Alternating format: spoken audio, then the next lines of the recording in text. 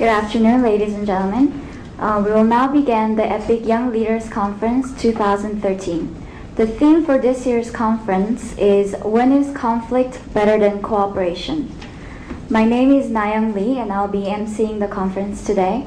I'm very honored to be here today as a member of EPIK Spiders this year and the former intern at East Asia Institute from last year. Today's conference will proceed with an opening session followed by 2 discussion sessions. We'll now begin the opening session with an opening remark by 2 very special guests. First, we'll hear from Hee-hyun Im, the representative of EPIK Spiders this year. Please welcome her with a warm hand. Good afternoon again. Welcome. My name is Hee-hyun Lim, and I am the president of EPIK Spiders, which is an organizing committee for this conference. First of all, thank you for taking the time for today to participate in the conference. Today at the conference, you'll be hearing many great ideas, not only from presenters, but also from our distinguished professors, audience, and panels. I'm pretty sure that you already know what EPIK means, but to just remind you, EPIK means Exchange Panel for Interdisciplinary Knowledge Network. I want you to keep this in mind throughout this conference and try to listen and learn from each other. There will be a mirage of new ideas and knowledge, but more importantly, what makes EPIK stand out is that you will be part of vibrant discussions among panels, professors, audience, on each interesting topic. On top of that, you will be able to build a lifelong network that will go beyond the conference. I briefly mentioned EPIK Spiders when I was introducing myself. EPIK Spiders is an organizing committee for EPIK Young Leaders Conference. We are composed of former EA interns and past participants, and we are in charge of every preparation steps from the beginning to the end. And of course, choosing a topic is a big part of it. The journey, however, was not easy. Answering a question is hard, but I'm telling you, asking a question is even harder. The decision for the topic came about after extensive, repeated, thorough discussions among the members. But working as an EPIK Spiders was a great learning experience. It gave me, and I believe for all the members, a chance to deliberate and contemplate on the issues that we easily overlook and do not question. We always have to ask why and so what to reach the topic that can intellectually stimulate diverse academics as well as produce a valuable message as a result. So we have finally come to the topic of this year, when is conflict better than cooperation? And I'm very excited to be hearing all the answers from our finalists. I know that you came all the way to hear their answers, not my long opening remarks. So I will not let you listen to me for too long. But before I hand it over to all of them, I'd like to express my biggest thanks to EA families, professors, and our proud EPIK Spiders who made all this possible. Today, I hope we will share, learn, and grow from each other, and I'm very delighted to be part of it. I hope you enjoy the conference. Thank you. Thank you, Hee-hyun, for joining us today. Now we'll hear from Sung-hae Kang, the first place winner of last year's EPIK conference. Good afternoon, everyone. My name is Sung-hae Kang, and this is my 3rd EPIK conference. The first year I was here as a member of the audience. The second year I was a participant, and now I'm honored to be able to return to EPIK as a panelist. As the date for today's conference approached, I must say I got a little nostalgic and I fished out my old paper from last year. And to be honest, my paper makes very little sense to me, and it's mostly confusing and it was pretty difficult to read. The details of last year's conference are a little blurry in my head, mostly because I was very nervous. But what I do remember vividly is Professor Suk-jung Lee's comments in the opening session. She talked to us about EPIK Spiders. As you heard from Hyun, EPIK Spiders is the name of our planning committee, but I think the name Spiders can be applied to us all here, since the web represents the network of knowledge and people that are all part of the vast EPIK network. What Professor Lee emphasized was that a spider, after weaving its web, mustn't be afraid to jump. A spider can do this because it has this long thread of silk that keeps it from falling behind. And for me, that thread, which makes all jumps and challenges possible, was EPIK 2012. Of course, participating in EPIK itself was a terrifying experience, but that was what truly inspired me to take on many more challenges. To name a few, shortly after the conference, Professor Jung-koo, who was actually a judge again last year, gave me the rare opportunity to work as one of his RAs and participate in valuable research. In fact, Professor Gu has truly been a mentor for me for the past 6 months, teaching me the ways of academic research and thinking, for which I am sincerely grateful. Another challenge was that I successfully applied to graduate school with the EPIK essay as my writing sample. I owe this all to EAI and EPIK. I like to say that the EPIK of EPIK actually secretly stands for extremely painful. I'm not kidding. Because I say this from experience because I am well aware of the pains that one must endure in order to write a full-blown essay. Coincidentally, this year's theme is all about conflict, and I think this theme really truly embodies what EPIK is all about. It's quite interesting to think that everyone here, the finalists, including myself, all went through a period of intense inner conflict, wrestling with puzzles, research questions, rewriting the paper again and again, and so on. But as this year's theme tells us, conflict leads to creativity, new outcomes, and most of all, new challenges. I would like to congratulate the finalists for powering through the pains and struggles over the past few months, and it is a true privilege to be able to discuss the results of your work here with you today. Lastly, I hope conflict continues to be a source of inspiration for you all, and that EPIK will become that big jump towards great ideas, excellence, and new challenges. I hope you enjoy the conference today. It's going to be epic. Thank you. Thank you very much, Sang-hye. Now we'll hear a welcoming remark delivered by President Suk-jung Lee, President of East Asia Institute. Please join me in welcoming President Suk-jung Lee. I'm very thrilled and happy to say hello to everyone because this year is the 4th year we have EPIK Young Leaders Conference. It's the 4th year, so I counted, let's say, if we have 5 or 6 papers in average, then we have about the 20 or 24 papers. So I checked the paper titles. I think that their quality is very high, almost matching to the articles that the professors are writing. So I'm very much impressed. I think because it's opening remarks, I have to express my gratitude to 3 entities. One is Samyangsa, the Samyang Corporation, which has supported this conference throughout the years. So I'd like to mention the Samyangsa to show my appreciation, especially Kim Yun, the Chairman Kim Yun and others. And second, and of course, this EPIK committee members, now chaired by Im Hee-yeon of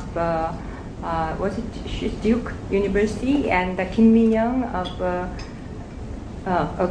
the Korea's Foreign Relations University. I think my translation of Weibo was wrong.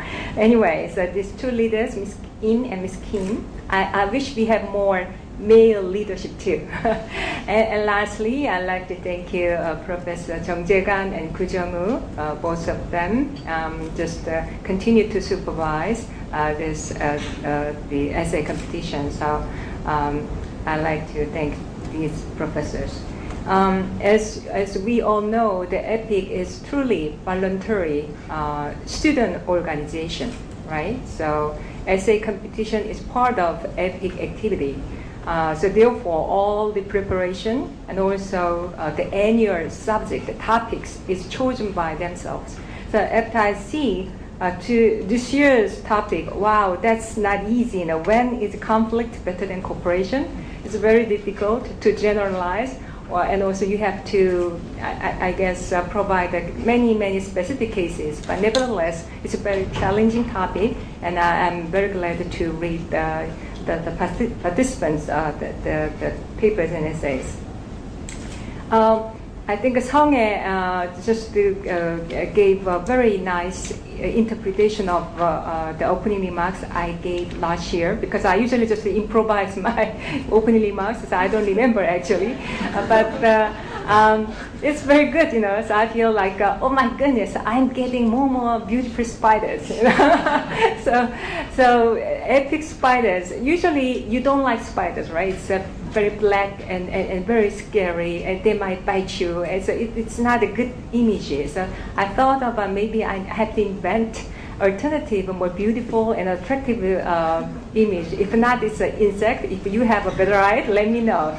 But anyway, if we stick to this image of spiders, I think we are getting very able and very smart, very attractive spiders. And as on behalf of EAI, I'm so happy and thrilled to have such a many beautiful and intellectual spiders as part of EAI family. So I'd like to see all of you after this conference for the nice dinner and talks, so we can know each other more personally. So thank you for coming again and also submitting papers. Thank you.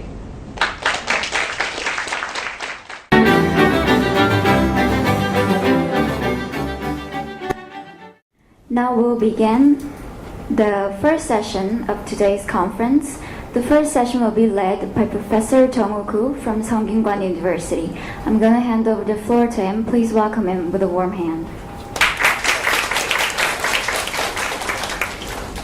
Hello everyone, my name is Jung-woo Koo. I'm teaching at Seongkyungwan University. I'm a sociologist. This is actually my third time to be here and to moderate this wonderful EPIK Young Leaders Conference. So I'm so happy about having this opportunity one more time with Professor Jung Jae-gan. And to begin with, I should say that I need to go to New York tonight. So I should get on the flight at 7:30. So after I finish my moderation, after the first session, I need to rush to the airport. So I won't be able to see you and say hi and get to learn about each other after the session. That's really what really disappoints me. So sorry about that, but I think that we'll have the other opportunities to get to learn about each other. The theme for this year's conference is mainly about conflict. And as you know, conflict is everywhere, and especially when we're noting the increasing gap between the top and the bottom, and when the South Korea is increasingly hooked up with the larger world in the name of globalization. And as you know, conflict has different forms, many different forms, like the conflict between labor and workers, and then the mass mobilizations, as we can note in the case of the Arab Spring, and ethnic conflicts, and so on and so forth. And so because of that, I think it's really timely to examine the issue of conflict and how, under what conditions conflict can be perceived better than cooperation. Well, to be honest with you, when I first got to learn about the theme of this year's conference, which is about conflict, my reaction was like, what? under what conditions conflict is better than cooperation? That was really hard agenda, especially even to me as a professor. I guess like Professor Chung might have felt the same way. Maybe not, I don't know. But the more I think about it, the more I realize that conflict the topic is really relevant to understanding contemporary society in our the world. The scope of the papers that will be presented for today is as broad as you can imagine. As I said a little bit. On one hand, we have papers lined up to examine forms of social conflicts at the global level, which is we were presented at the second session. And on the other hand, we have some papers that will examine forms of conflicts that emerge at the local level, at the national level. So I'm in charge of the first session that will examine the domestic forms of conflict, for example, the mass mobilization and the controversies surrounding nuclear power plant, as well as many different forms of social conflict we've seen over the last couple decades in South Korea. So I'm very much looking forward to hearing from the presenters. One thing that was really interesting was that I have not known the names of the presenters until now, actually. I have not known the affiliations of the presenters until now. So it was truly entirely blind review process, and you can genuinely appreciate the quality of the papers, and it was not really swayed by any kinds of subjective judgment related to affiliation or gender or whatever. So this is like perfect example of how the blind review can proceed. So as I said, we have two papers lined up for today. This is the way I'm going to proceed the first session. Two presenters will make presentation for about 20 minutes. So please mark your time to less than 20 minutes. And then after that, we've got 4 designated discussants, which look really wonderful discussants. Like, how come you guys all go to wonderful schools? I'm impressed. And then each of the discussants will spend about 10 minutes, less than 10 minutes, to make sure we'll have plenty of time to open the session up to the floor. So toward the end, we should be able to have about 15 to 20 minutes to be able to have more floor discussion. Okay, now let me introduce the first presenter, who is, you might be very curious, Park Eun-young from University of Cambridge. She'll be presenting her paper titled Conflict Between Classes in Modern Korea, Foundation for Social Development. Please welcome Ms. Park.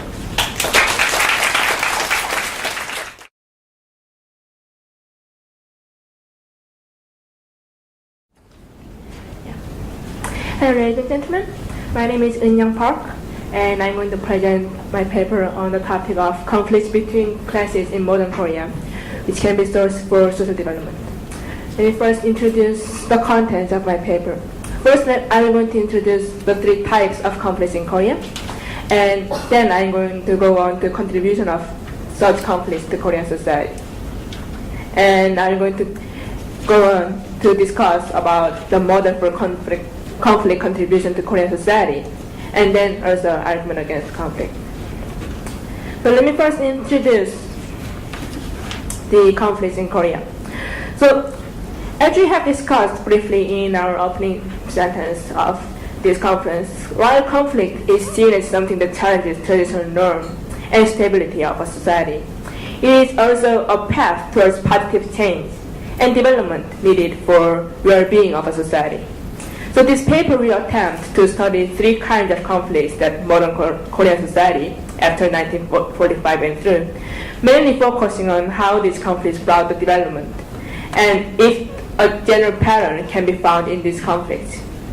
And this paper will also attempt to show how Korean society can utilize ongoing conflicts between classes in order to achieve further development in the future and how to develop a specific model in Korea.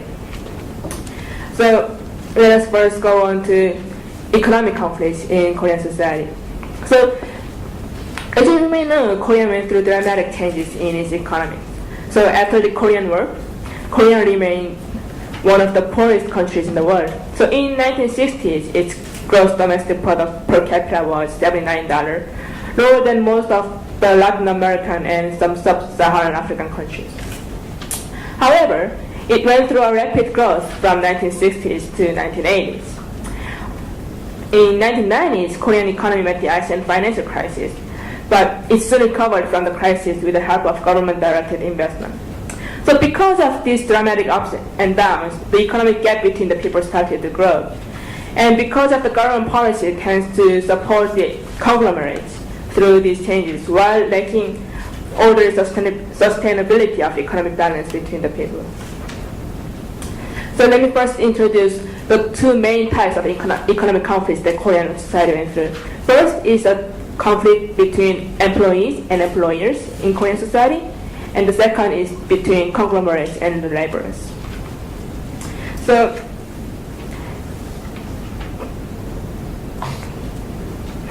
there we go. The labor movement of Korea began from 1970s.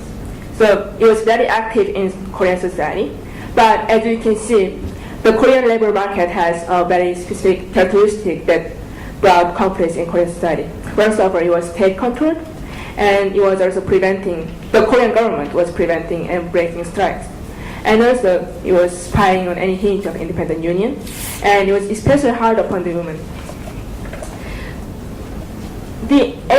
And to add a detail about the last point, the age of textile industry workers, which were mostly women, were mostly between 18 and 22, and the working condition was extremely poor.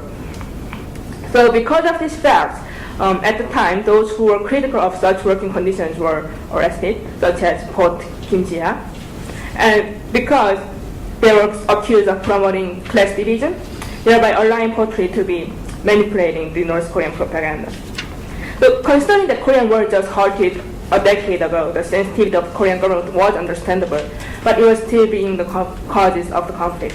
So which causes the demonstrante elimination, which was an event that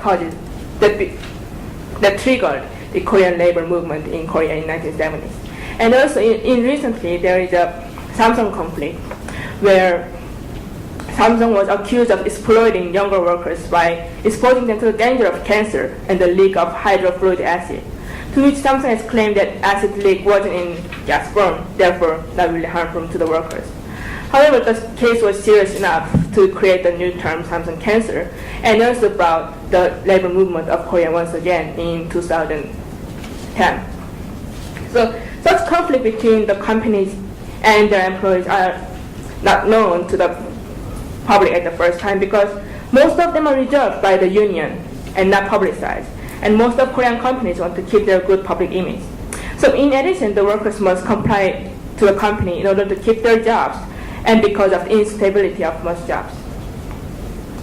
However, because of such conflicts was now being publicized by these people and more labor workers, people are now more aware of the danger that exists in these companies and are therefore more careful when they are being employed. So even those people who are not directly related to the job market or this market are still aware of such conflicts, which allows these people, the public, to be aware of the labor movements in Korea and also bringing the social force of Korea to the public instead of the government. So the conflict between government and employees are contributing to the enhancement of working conditions and product safety, while also allowing public to realize the labor movement in Korea. So let us then go on to the conflict between conglomerates and the laborers. The conflict between conglomerates and laborers also played a huge role in economic development of Korea. So until 1990s, the Korean government still had its support on the conglomerates with the resource preemption and tax redemption, which was under the term 5-year economic plan. So it was focusing more on the prominent conglomerates instead of the labor working condition, and also which was blamed for stopping small business from developing by many politicians and also by the public. And also it enhanced the more working environmental problem. So although these 5-year economic plans helped Korea to be one of the great Asian economically developed countries, such phenomenon disappeared after the criticism of conglomerates by the public started to rise. So during Asian financial crisis, people started to witness that while many of the businesses fell down into failure, the conglomerates maintained their business through the means and power that they had gained from such government plan. So seeing this, many of the public who lost their jobs and businesses started to protest against the government and the conglomerates. So the factory worker protest of 1975 and the Busan-Masan Democratic People's Movement of 1979 all happened at this time. So the result of such conflict was that several laws were made to prevent the conglomerates from having too much power, and such as the law for separating finance from industry and the law for limiting the amount of government investment. And although such laws did not prevent the conglomerates from dominating Korean economy, it still gave way to smaller businesses as a result of their struggle to break through the walls of conglomerates in the economy, which also resulted in diverse and circular economics in Korean economies. And also it also brought public awareness of such conflicts. And now we will go on to social conflicts of Korean society. So social conflicts are much more diverse than the economic conflicts in Korean society. So when we say social conflicts, it also includes the education reform, the legacy in the job market, and the school development of Korean society, and also changing value of society, which refers to the conflicting traditional and the modern value of society. So let me first explain about the education reforms of Korean society. So Korea was always known for its education zeal since throughout its history. And in 1948 to 1960, the college and the high school enrollment has nearby quadrupled compared to 1930s. So with most universities and being in Seoul, many of the Korean families now started to send their sons and daughters to Seoul, which require a lot of economic work. So there was strong incentive to stay in college and then in graduate school, since jobs were often unavailable upon graduation. So such notion of university degrees changed role as a working permit of the university instead of improving the intellectual level of the students. So such zeal, which was skewed, brought the conflict of the education classes, because first of all, there was economic benefit that was needed to go on to this education zeal, and second, there was this skewed role of Korean education classes.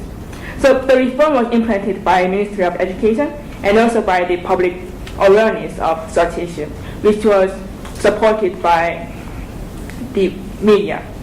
So reflecting such issues in the disparity created by those who have received upper education and those who did not was reflected through the media and went through several steps. So there was prohibition of private after-school tutoring, and also a reform and creation of many different kinds of education system. And also in April Revolution, people started to rise to the education market of Korean, the job market of Korean society, which also allowed for government support of the job market of these people. And finally, there is a changing value of social conflicts in Korean society. In Korean society, because of its too rapid development, there was great conflict between the traditional value and the modern value. And because of this traditional value and modern value, even the intellectual class still had to go through many discussion of this changing value, which created this phenomenon called the economic crisis, which refers to the young people, especially young people, not being able to adjust to the change of social value. So, however, although there was this conflict, the social conflict still contributed by allowing people to recognize what is the Korean value and allowing people to decide the identity of the Korean society. And let us go on to political conflicts. There are two types of political conflicts in Korean society. First, there is a Korean political conflict between the government and the public, and the political conflict between the different political parties. So, many of the Koreans frown upon the conflict between the political parties because many Korean people believe that political parties, whether conservative or liberal, are consisted of people from well-to-do classes. However, the conflict between the political parties also contributed to the development of Korean politics as well in several different ways. So conflicts of political parties attributed to the reason why the Korean politics became more aware to the ideas and the need of the public, because now the political parties have to reflect the view of the Korean people in their ideas. And while they went through the conflict of the political parties, the public was also aware of the different political agenda of the political system in Korean society. And the political conflict between the government and public, especially during the last Korean president election in 2012, shows how much Korean public has grown throughout all these conflicts by, again, seeing the important agenda of Korean politics, and also by allowing themselves to be expressed through media and through political means of Korean society. So if you look at the examples of the conflict between the government and the public, there is first April Revolution, which finished the agenda from leftover from the liberation period. So although the April Revolution had created a lot of conflict between the public and the government and resulted in many people being arrested and also a lot of violence, it still allowed the Korean public and the government to think over again on what is the agenda of the Korean politics that is needed to be thought over by the public and the government itself. And also there is a free trade agreement with the US, which you may remember from the year 2009. So again, although the government and public had to go through a lot of conflict and a lot of demonstration, it shows that the public was aware of the transparency and was interested in the transparency of the government, and also brought a lot of social attention and active participation of the public to the Korean politics. And if you look at the details of conflict between the political parties, there is a presidential election which the different political parties have to compete against each other to make their candidates president, and there's also national security crisis which is still going on. So this conflict between political parties also shows that these parties and the politicians become more aware of the idea and the need of the public, and also develop ideology of their own political parties. So until now, because the history of modern Korean politics is only 50, 60 years, the identity of its Korean political parties was very insecure.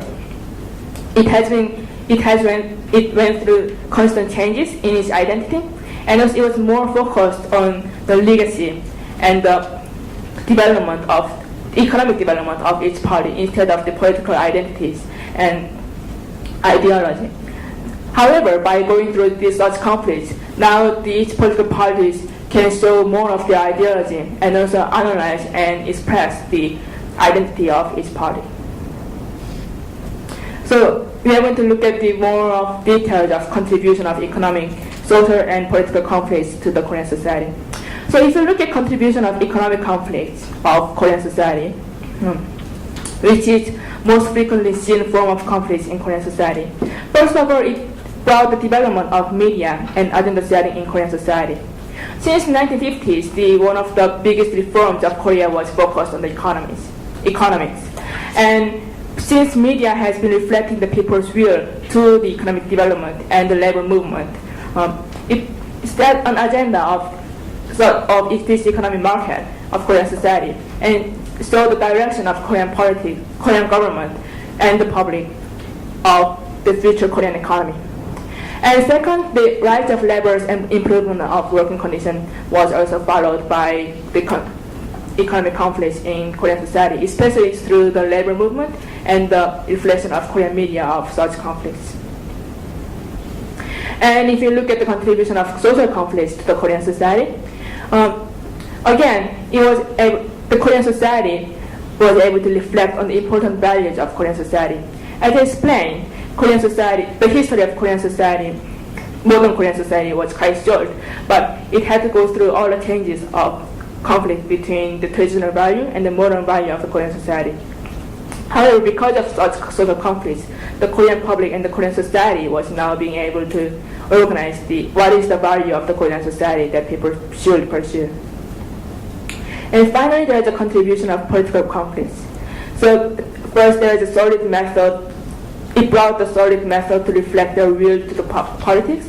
And second, the public become more interested in the politics and brought more public participation in the Republic of Korean government.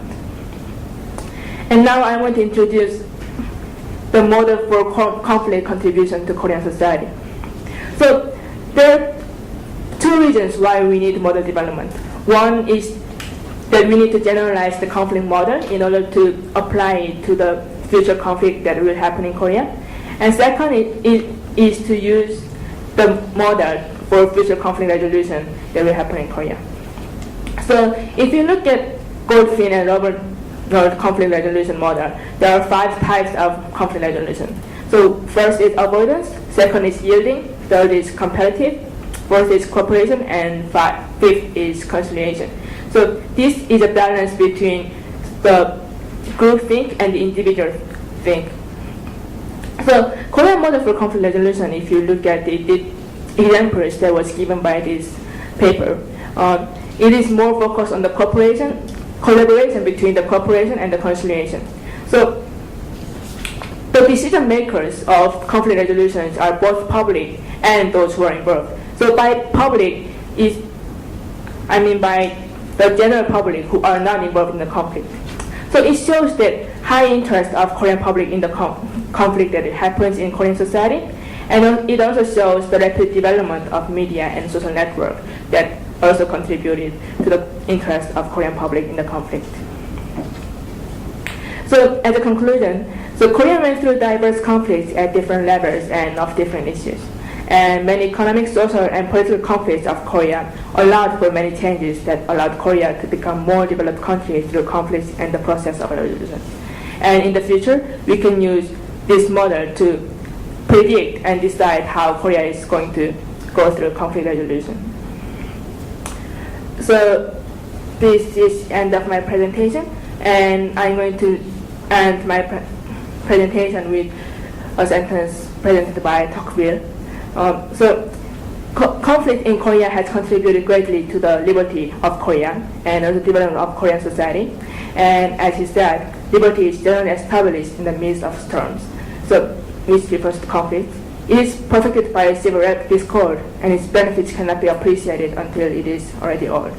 So, I think this sentence also summarizes how conflicts in Korean society contributed to the development of Korean society. And these are the further research. So I'm going to finish it really quick because I went over time. So as a further research, there can be conflict and its contribution to the development in other societies with unique characteristics as Korea can be researched, and also how conflicts can be managed by the nation states in order to create a positive synergy. And also whether a society may change the methods of resolution depending on the amount of information available to the two classes and the third parties may be researched regarding this paper.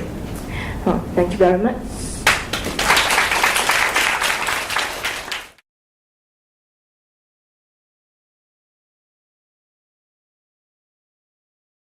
Good afternoon, I'm Sung-Hyun Park. It is a great honor to present here about my concerning issue constrained cooperation in South Korea's nuclear power policy and its side effect. I would like to open this issue with a brief overview on the political history of Korean nuclear power plant. Since President Lee Seung-man built foundation on nuclear power plant, it has made great outcomes during the decades. After the first operation of Gori No. 1 in 1978, nuclear power plant was soon built in Gyeongju, Yeonggwang, Ulsan without significant conflict. Despite the major nuclear power plant accident at 3 Mile Island and Chernobyl, nuclear power grows rapidly until the late 1990s, and the energy supply share of nuclear power plant exceeded that of coal in 1986 and thereafter. Korea was the only country that promoted nuclear power policy after the accident. It was possible due to the atmosphere created under the authoritarian government. After the military coup in 1961, authoritarian government pushed their policy strongly under the slogan of economic development. People were also pushed to cooperate on nuclear power policy to develop economy and diverse energy sources. I think this was phase 1 of Korean nuclear power plant policy. However, since 1988, after President Roh Se-woo was elected, growth of democratic desire also affected on nuclear power policy. Radioactive waste disposal site decided as Ulsan under the authoritarian government was cancelled with residents' opposition and started to drift over 20 years. Conflict emerged on the surface. The management policy was changed too.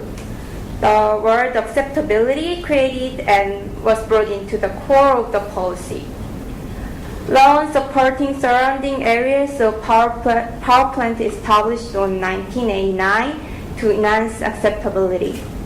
It was quite successful that Korea could lead the era of nuclear power renaissance with those high acceptability. However, Fukushima accident and current nuclear power plant scandal shows that the policies were mere conflict covering or conflict evading, not the problem-solving action. After 2011, there is emerging new demand and necessity of nuclear power policy. Now I'd like to talk about the limitation of current nuclear power plant management policy and recommend new keynotes for the third phase of nuclear policy. Radioactive disposal site problem shows picture of Korean nuclear governance. After the first large-scale demonstration in Anmyeon-do 1990s, public acceptability began to treat it as a key factor of nuclear policy. To contain acceptability, government tried this diverse method, passing through a 9 cancellation of site over 20 years. Amount of the compensation grew sharply. However, the blind policy through acceptability passed over many important values. I'd like to focus on Kukdo and Gyeongju's case. Actually, current site evaluation criteria gives 30% of points to the resident acceptability, and other factors are related with environmental, social, and technical safety. However, if we look inside the historical cases, we can soon notice that government has given much more values on gaining acceptabilities. To gain cooperation, government chose Kukdo in 1995. It was a really small island near Incheon, which had only 9 households. Government's superficial practice ended in failure because the active fault was detected after the beginning of construction. It's an obvious case that shows government's political priority on gaining cooperation. In 2005, after a decade passed, Gyeongju showed a similar situation. Government could gain people's cooperation through the economic compensation and resident referendum. However, it again looked over the safety factors. Currently, active fraud was detected and construction is delaying in many years. Gyeongju deposit site is still under the construction, and government is even hiding the site assessment reports, except one of resident acceptability. Civil society claimed that active fraud can affect on the nuclear power plant near Gyeongju and Gori. However, the claims are not accepted. Government is even trying to build new power plants on those areas because it is easier to gain acceptability from the sites already have nuclear power plants. With the main concerns on economic compensation to get acceptability, other discourses cannot state it on. So, the economic compensation is the key strategy for the government to gain cooperation in Korea, and the SSP law is the basic basement for the strategy. It is the law that gives economic compensation near nuclear power plant area with the Electric Power Industry Foundation Fund and fund from Korea Hydro and Nuclear Powers profit. And KHNP seems very satisfied with their policy, and they are framing current policy as the economic compensation. You can. 유리화설 비밀이라든가 전기발생 교체 방패형을 경기로 이송하는 문제, 이 식당 문제, 결국은 근저에는 주민들 자기 그 지원, 결국은 지원이죠, 지원. 금전적인 지원, 경제적인 지원, 돈과 관련돼 있어요. 아마도 많은 지원을 받기 위해서 그렇게 얘기하는 것들이고, 그게 있어. So the amount of economic compensation is growing every year, and you know the economic compensation for Gyeongju was almost about 3 billion won. However, people sleep near nuclear power plant do not satisfy their compensation. They need more, like this. The reason that we don't demonstrate isn't that we don't feel anxious. We are just surpassing. Construction on new nuclear, and the below one is more interesting because he's one of the leader in the pro-nuclear group in Uljin area. But he said, of course, I cannot believe the nuclear power plant management. So I think it's the paradox of a high acceptability and low credibility. With the economic compensation, government could get cooperation from the local residents, but they could not build some credibility. And people live near nuclear power plant region thinks nuclear power plants impoverish their local economics and the culture. It is very interesting that local culture movement is going with the anti-nuclear movement. It is very different from other countries' cases like Chinon in France. you can see this is the picture of label of the wine from Shino, and that cute little circle is nuclear power plant in Shino. It is same thing that people stick some labels in Yeongbang Gulbi or some crabs of Uljin. And another problem is emerging new actors from outside. After Fukushima accident, Busan local legislative body declared for the shutdown of Kori number 1. It was very unusual because before the accident, every these courses was closed under the local level, and people did not even aware on these issues. Samely, Kang Dong-gyu, lawyer, who is in the Society for the Busan Regional Lawyers, gives injunctions for the shutdown of Kori number 1 in 2011 after Fukushima, and he said that before the Fukushima nuclear accident, I didn't aware of the regional nuclear plant. However, after the accident, I realized that range of the nuclear accident effect is quite wide. In this context, I started to get worried about it. And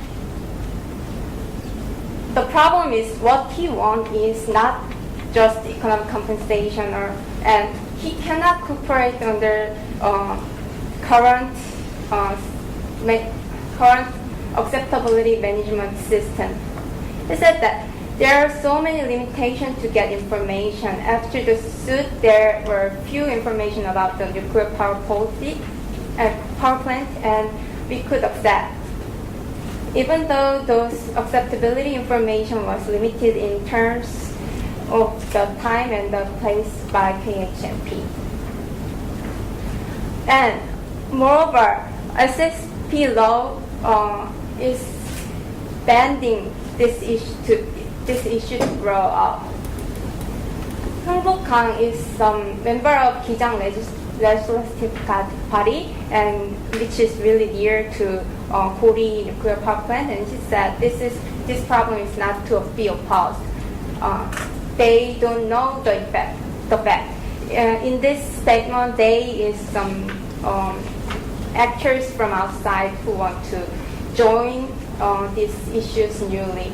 And Kang Dong-gyu and Hwan Sung-lee, the members from outside say they are very hard to engage with local residents and draw some new criticism because the SSP law has which has a boundary to give compensation to former actors, then to doing some cooperative actions toward KHMP. So, Hyo Sun-nam said, due to the anti-nuclear group leader in Uljin said, due to the different interests of local and outside activists, it is hard to work together. It is frustrating in situations that no single large-scale group exists to influence on KHMP's arbitrary decision-making.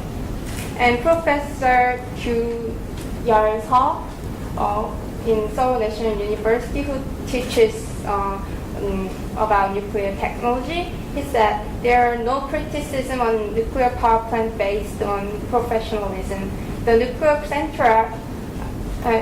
nuclear cartel will be ended in corruption, and you see the Korea problem already shows corruption these days. So I want to conclude in. I want to bring Shinong's case again. I researched about this areas in depth, and I could notice that there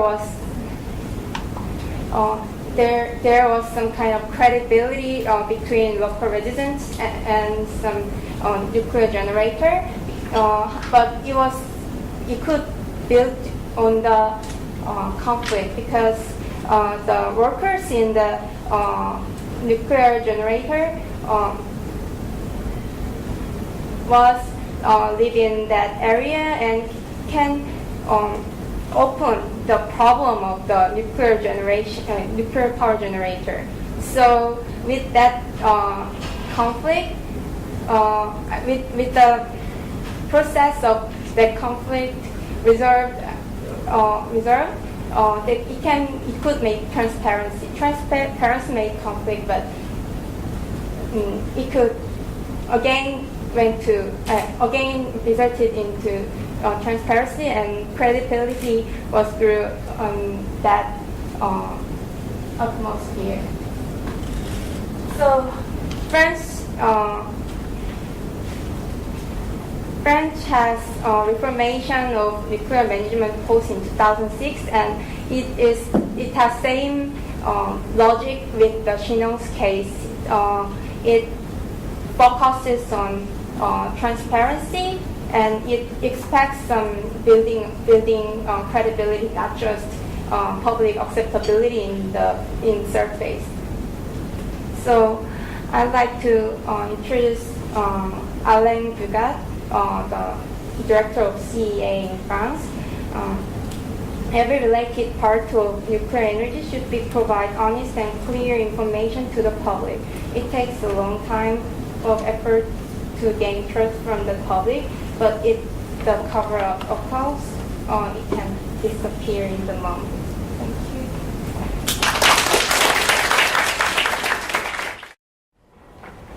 Thanks for wonderful presentations. Two presenters, 박은영, 박성윤. Well, to be honest with you, I'm quite rusty at nuclear power plant. I know about Fukushima, and that certainly made me realize the salience of nuclear power plant and its danger, the ways in which we can make it more safer. But in that way, I think the accidental shock was quite instrumental in raising awareness. Maybe conflict has provided, the momentum for the public to get to learn about power plant, the danger involved with that. Anyways, thanks for 박은영 as well. She made a wonderful sort of overview of the Korean modern history. I feel that way.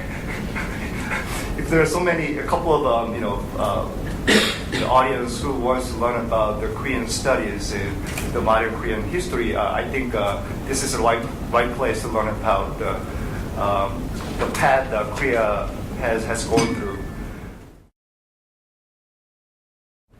Now, I'm going to invite discussants for beginning from the first paper. We've got two designated discussants. The first discussant is Kang Hyung-min from Korea University, and the other is Ji Hae-soo from Yonsei University. I'm looking forward to your wonderful take on the papers, and please keep your discussion under 7 minutes, 5 to 10 minutes.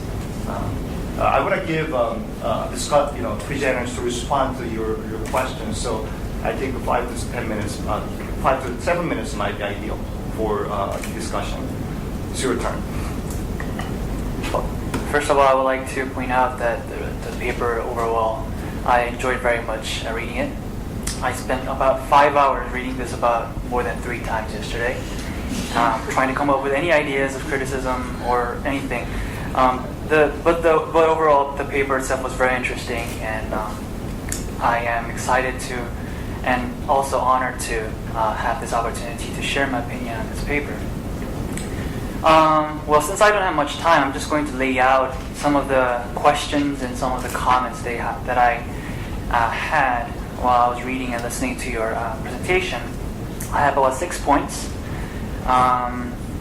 So to begin with, number one, the question is, to me, I wasn't clear when you were talking about the difference between economic conflict and social conflict. When you were mentioning economic conflict, I was actually expecting that you would talk more about economic development, like how economic conflict led to economic development. But instead of that, you chose to talk more about class struggles that concerns with labor movements, like conflicts between employees and employers. And to me, that sounds more like social conflict than economic conflict. So if you could explain the boundaries between economic conflict and social conflict that you have chosen to put in, I would appreciate that. Number two, I had a question about some parts of the explanation when you were laying out the timetable for the Asian financial crisis. I wasn't sure which Asian financial crisis you were referring to because as far as my understanding, usually Asian financial crisis refers to the one in 1997 and 1998. But you have mentioned in your paper that as a result of this Asian financial crisis, there were many protests and movements. But as the example for these protests and movements, you talk about the protests in 1970s, which to me it sounds like a problem of time lapse. So I would like to hear you on this question of which AFC or Asian financial crisis you were referring to. Number three, the question of ideology. I wanted to ask what kind of definition you had in mind when you were talking about ideology, because when you mentioned that nowadays political parties in Korea they find it easier to express their ideology in a sort of way, setting their political agenda. But to me, it sounds like this is different from their ideology is different from political agenda in a sense. From my understanding, political parties, although they can now easily understand their interest, or it has become easier to accommodate their interest. I think ideology is something different than that. It's not about the interest of people per se, because it has to do with their own political party's manifesto. So I would like to point out that. Since I don't have much time, I'm just going to lay out the other two very quickly. On the point when you pointed out about groupthink in Korea, I would like to ask about what kind of examples you could give when there was a groupthink incident in Korea that led to incorrect or deviant decision-making outcomes. Like, to me, groupthink reminds me of some of the situations going on in Japan at the moment, for example. But if there is any incident like that in Korea, I would like to hear about it more. And one last one is, in your paper you have mentioned that during the April Revolution, as you were mentioning April Revolution, you said that it is very likely that without the April Revolution, the Korean government would have lasted the tradition of autocratic government instead of the modern-day democratic government with a 4-year non-repetitive term for the president and direct election system.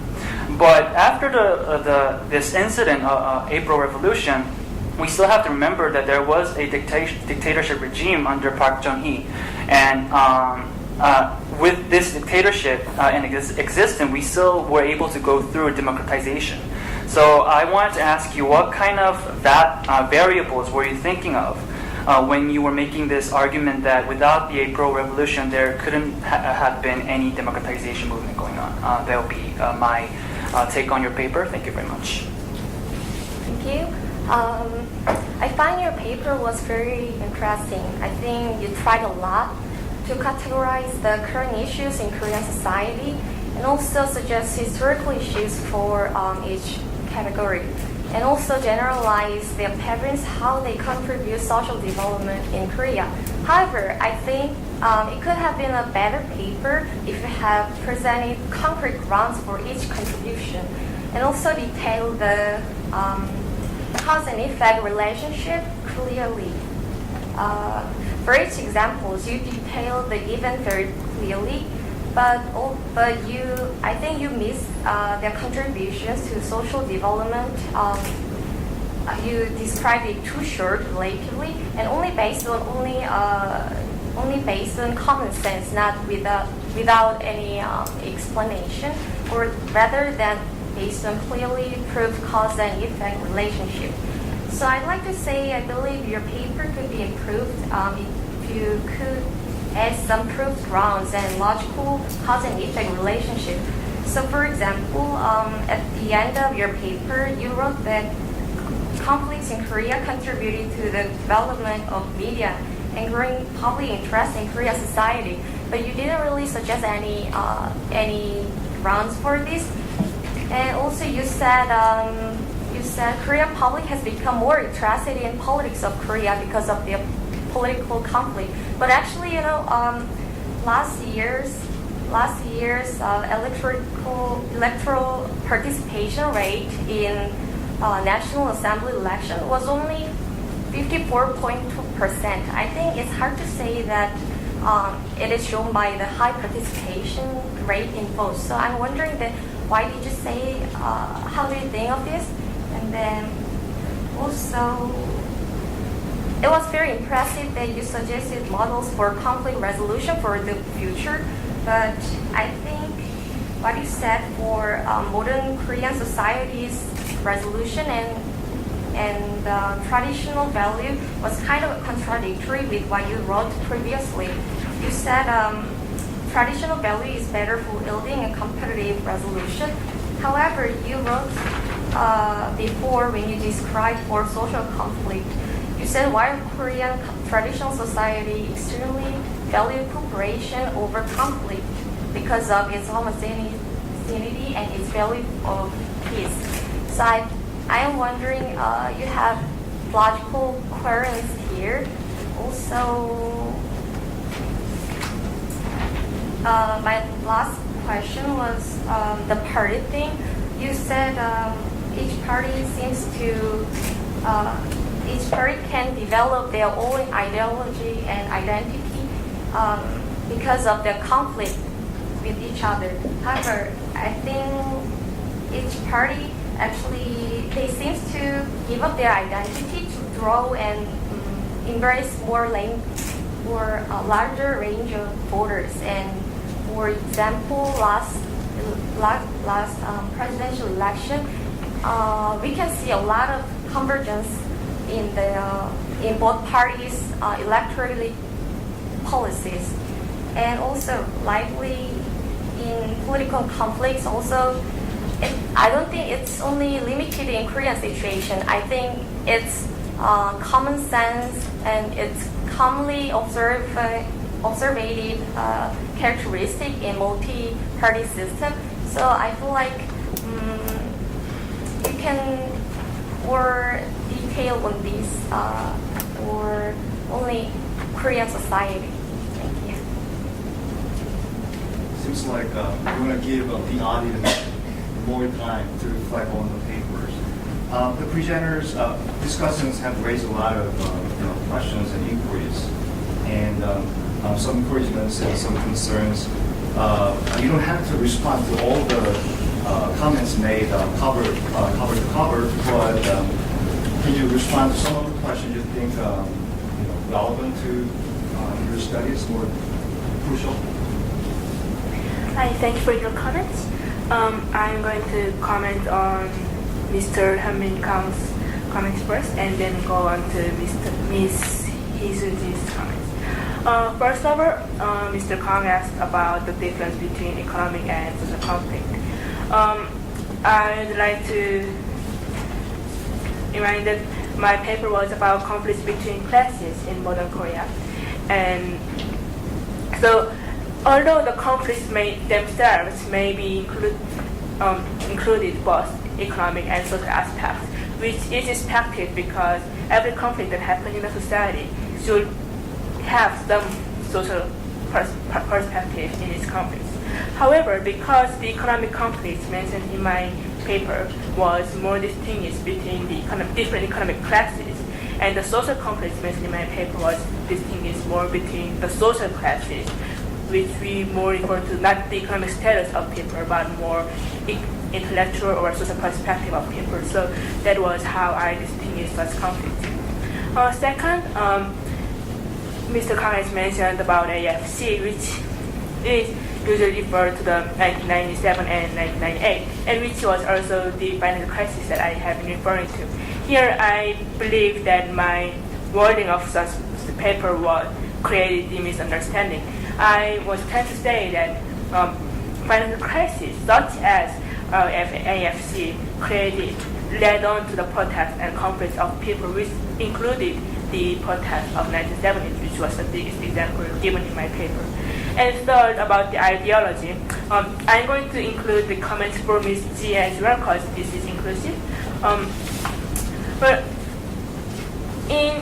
as Mr. Kang said, ideology and agenda is definitely very different idea. Agenda is more about the interest and the social issue of Korean society, while ideology is the representative idea of such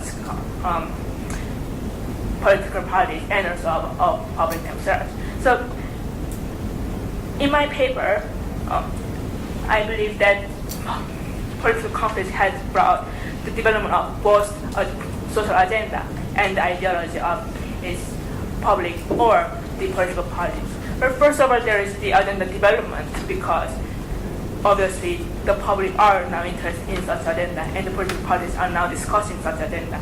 And also through the discussion of such agenda, the political ideology of the public involved and the political parties can be identified and also defined by the political identities themselves. And fourth, about the groupthink.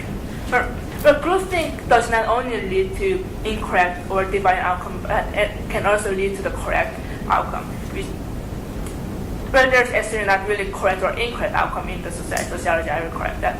But groupthink more refers to the idea when a person is more interested in the benefit of the whole group instead of the individuals themselves. So I think Korean society values it more in the traditional society rather than in the modern society. So in the traditional society, and this was also an example that was presented by Ms. Sung-Yun Park during her presentation of the nuclear plants, where the residents of such certain areas, although they often have to give up certain portion of their benefits in order to create a better reservation for their whole community. So I think that can be an also example of groupthink, and also a lot of agenda and a lot of propaganda made by the Korean government focus more on the groupthink, such as the AFC and its gold collection following that. And finally, the April Revolution. I think that was also the one problem, such as the AFC. I was trying to say that the April Revolution does not directly lead the autocratic government, but it contributed to how people now said, how public became engaged and interested in the political thought and the idea about democratization. And since we have this time, I will now quickly move on to Ms. G's comments. I appreciate your comments about the setting concrete ground and the cause and effect, which I also believe can be reflected in my further research. I will move on to the ground for electoral participation for the media development. And although, as Ms. G has said, the electoral participation can be thought as low because it was 54%, but compared to the past, participation can be raised high, especially in those age groups whose participation in the politics was pretty much low. So in age group of 40s and 50s, the participation rate has risen up to 20% in certain areas, and in the whole Korea it went rise up to 10%. So which can be shown to say that there was some causes of media development of electoral participation. And Ms. Ji also mentioned the difference between ideology and identity, which I think was partially answered by my comments on Mr. Kang's comments on ideology and identity. And Ms. Ji also has mentioned that many of the examples in political conflicts can be seen in other societies as well. However, although such similar conflicts can be seen in other societies in many other forms, I believe that because these are specific examples in Korea, we can still think of these as examples of Korean conflicts. And although they can be generalized into conflicts that can be seen in other societies as well, we can still fit it into the Korean general model of Korean conflicts. Thank you. Well, I think you might want to respond to one of the excellent questions raised by GS about one of your conclusions involving the effect of political sphere, the conflict that emerged in the political sphere. What you said was that the kinds of conflicts that occurred among political parties tend to lead to some positive outcomes, like in ways that people became more and more interested in politics because the controversies and conflicts that arise out of the political sphere. But as Hesno argued, there is the conclusion might be the opposite. Because people get to learn about all those kinds of political conflicts, they would develop political cynicism rather than enthusiasm toward politics. In other words, the kinds of conflicts they know would lead to a situation where they might become more, skeptical about politics. How do you respond to the question? Because everyone might feel the same way. How many of you might be interested in political, politics and the competition among political parties? It might be the opposite. That's a good argument. How do you respond to the argument? Well, first of all, there are 2 points that I want to make about the point made by Professor Koo and Mrs. Ji.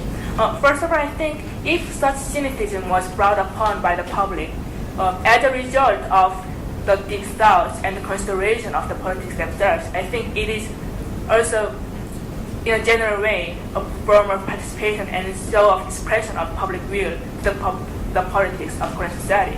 Because many of the politics now believe that the fact that publics are turning against the government or being indifferent to the government is also part of showing the expression of Korean public, the government themselves. As long as the public is aware and the reason for such indifference is because of the political system and the political direction of the Korean politics. And second, I believe that it is not directly due to the conflict itself, but rather due to the conflict resolution. And because of that, we should not blame the conflict for such indifferences, but we should rather develop upon a new resolution model for such conflict, so that at the resolution of such conflict, the public can be directed towards more interest of such political or other conflicts that can be found in Korean society, instead of being directed more to the indifference of such conflicts. And such resolution model, or at least developed by in this paper, can be directed and constructed by the society and by the will of the public, and cooperation between by the will of the public and the government themselves that are involved in the conflict. Well, you're so good at defending yourself. I'm so impressed. Let me ask you one more question. Since you're arguing that you're examining all those kinds of conflicts, like economic conflict, social conflict, and political conflict, and after heard what you argued, I feel like all those conflicts we are noting might have a good positive consequences on our life, our social life. That's an argument that is that is known to us, like in the name of functionalism. So functionalism is the set of argument that argues that anything in our society, any social institution, any situation would serve for a certain purpose. So in ways that it would make some harmony in society. I feel like you are invoking functionalism when you examine different kinds of conflicts. What it means is that you wouldn't necessarily answer the question, which is the question we're grappling with this year. When is conflict better than cooperation? I'm not so much compelled yet how conflict leads to cooperation, under what conditions. Conflict leads to is better than cooperation, because you're continuously invoking functionalist argument, saying that all the kinds of social conflict would have some positive consequences. How to defend yourself? Okay. First of all, I wasn't trying to defend myself with functionalism, but since Dr. Kuk speaks on functionalism, I would first like to mention that in my paper, as you can see in the argument against against conflict, conflict is not always bringing the positive effects. This paper also mentions the violence it brought upon the Korean society, and also the lasting conflicts that hold back the development of Korean society in many ways. However, I believe in this paper, it's not to argue that conflict is better than the cooperation in any time, or because the conflict brought out better results. Because if we just say that conflict is better than the cooperation, just because it brought out better results, it's just a matter of luck instead of the social construction. So I believe conflicts can be only better than the cooperation when our society built on the best resolution of the Korean society. So that is why I brought on the general model of the Korean society and of the general model of conflict resolution of Korean society. So I believe that conflict may not be better than the cooperation, as long as we do not have the right resolution that we can use the conflict to develop and improve our Korean society. However, if we develop in our society a general resolution that can be brought upon the development, that can bring the development of Korean society through all this conflict, then if we use that resolution in right place and right time, conflict can be better than cooperation in many ways. So it boils down to the conflict resolution mechanism, whether we have the mechanism in place. Good. All right. Thank you so much. And let's move to the second paper and inviting to discussants. Beginning from Taeyeon Park. Okay, first of all, thank you very much for your presentation. I think your paper is amazing in terms of the depth and clarity of information in that you've conducted first an analysis of data and then fieldwork research and interviews. And I also like the unconventional angle from which you observe the case. You specifically pointed out the acceptability enhancement policy as a principal cause for faults found in nuclear reactors, or by extension, exceptional pro-nuclear drift within Korea's domestic society. So in this context, I think your paper is right on in demonstrating that having conflict is not necessarily a negative force. But though I still have several questions. First of all, I think the essay needed to include at least like a vague picture of conflict settlement mechanism, because your argument that conflict is better than cooperation is basically lies on the foundational idea that conflict would have been settled in the end. The case of a French city does illustrate the positive outcomes of conflict, but I feel like it doesn't actually show how conflicts have actually been solved.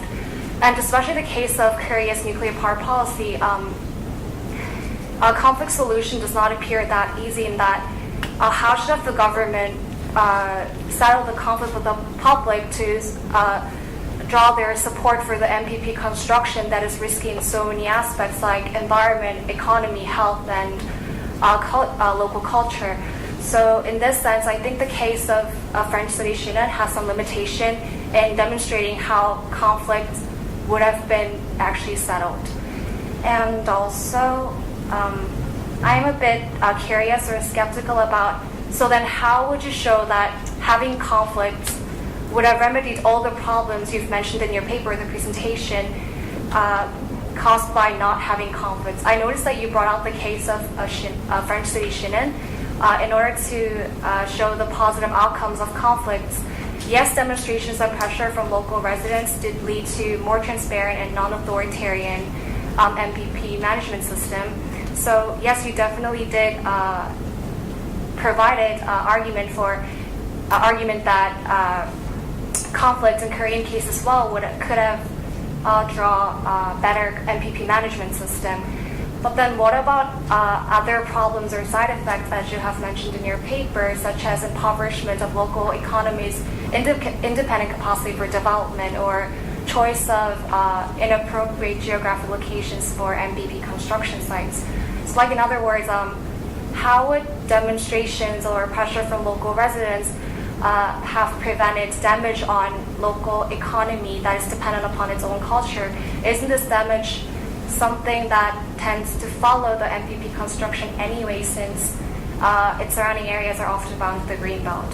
So in this sense, at least in the paper, the presentation, and even with the case of a French city Chinon, I feel like there's like more or less a lack of sufficient information or elaboration on how conflicts would have prevented degradation of local economy in the local context.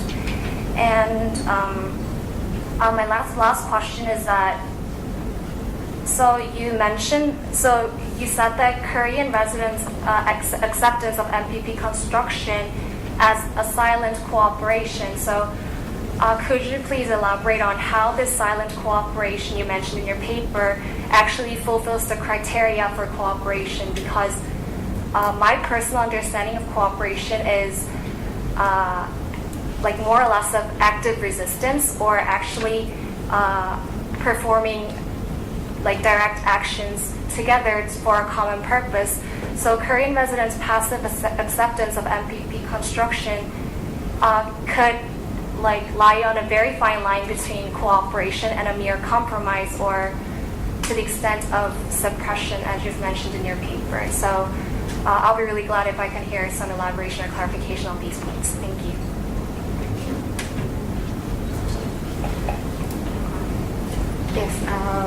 Yes, I too also enjoyed your paper immensely. Interestingly, my comments are very similar to what Hyun Park raised.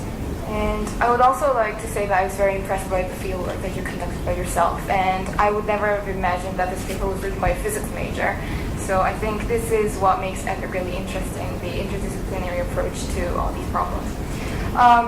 Yes, as Hyun mentioned, my first question is, how would you define conflict and cooperation in the context of MPP? Because I think the definition here is very important, because the theme for this year is very counterintuitive.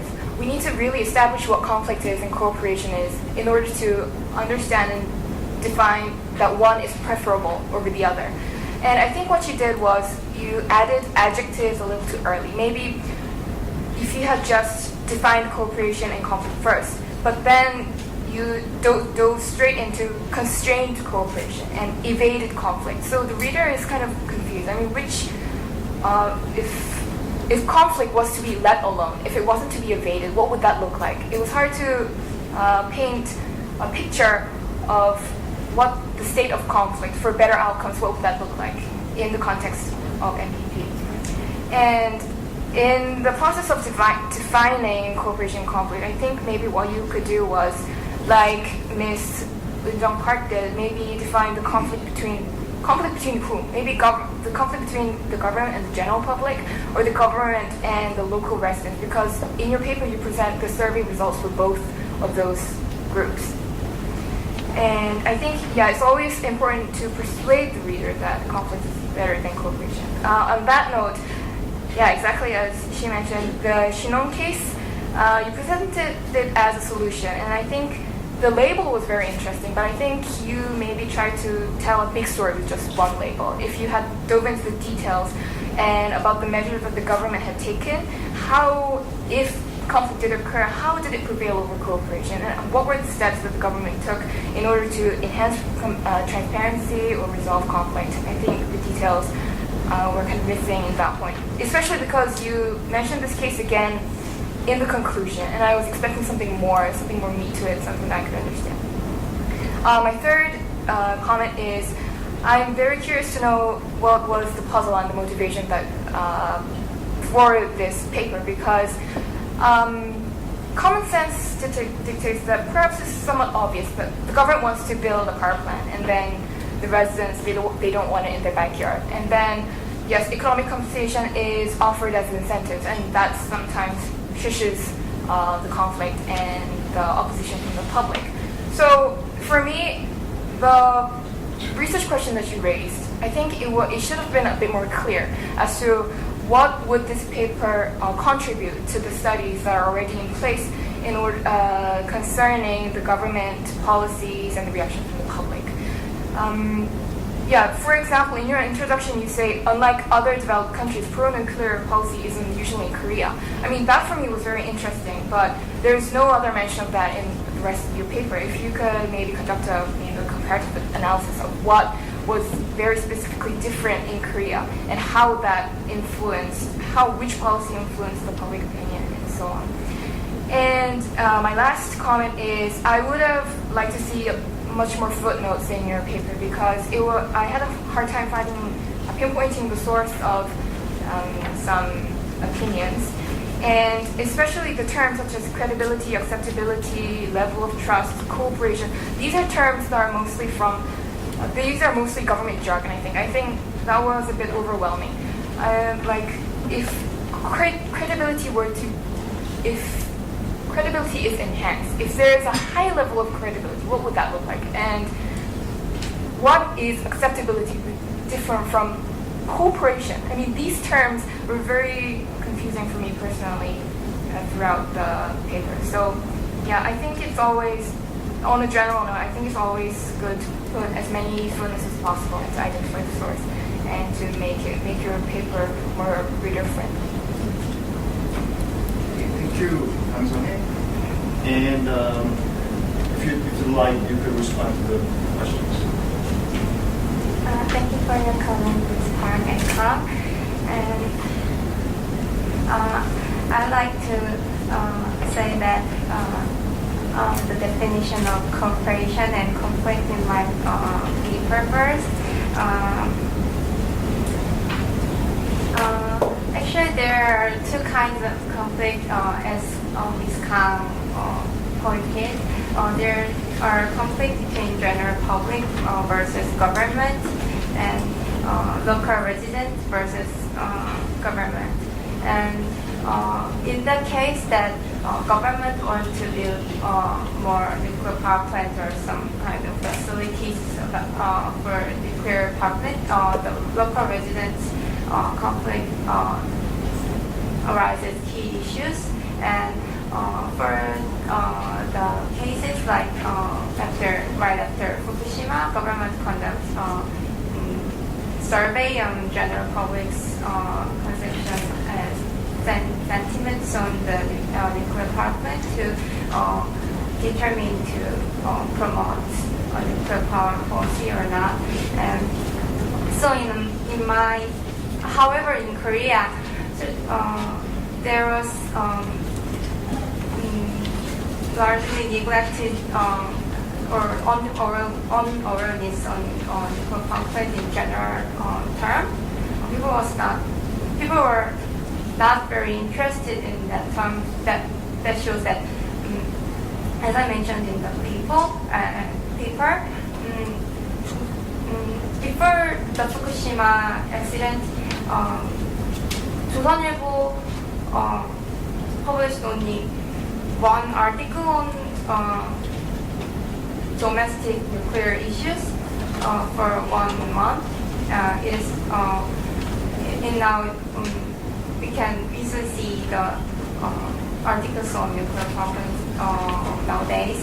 But so that's why that can be the answer for the Park's question. That kind of silent cooperation. People was not doing really actively support the government nuclear power plant, but at the survey or even right after the Fukushima accident, the survey said that we Koreans are even more cooperative than other countries. Even we are very close with Japan, so it can be the interpreted as a silent cooperation. And I think I use acceptability as a cooperation. I mean, the same term in this issue because government every decision of governments on the nuclear plant power plant issue, government conducts people's sentiment or some kind of acceptability first, and then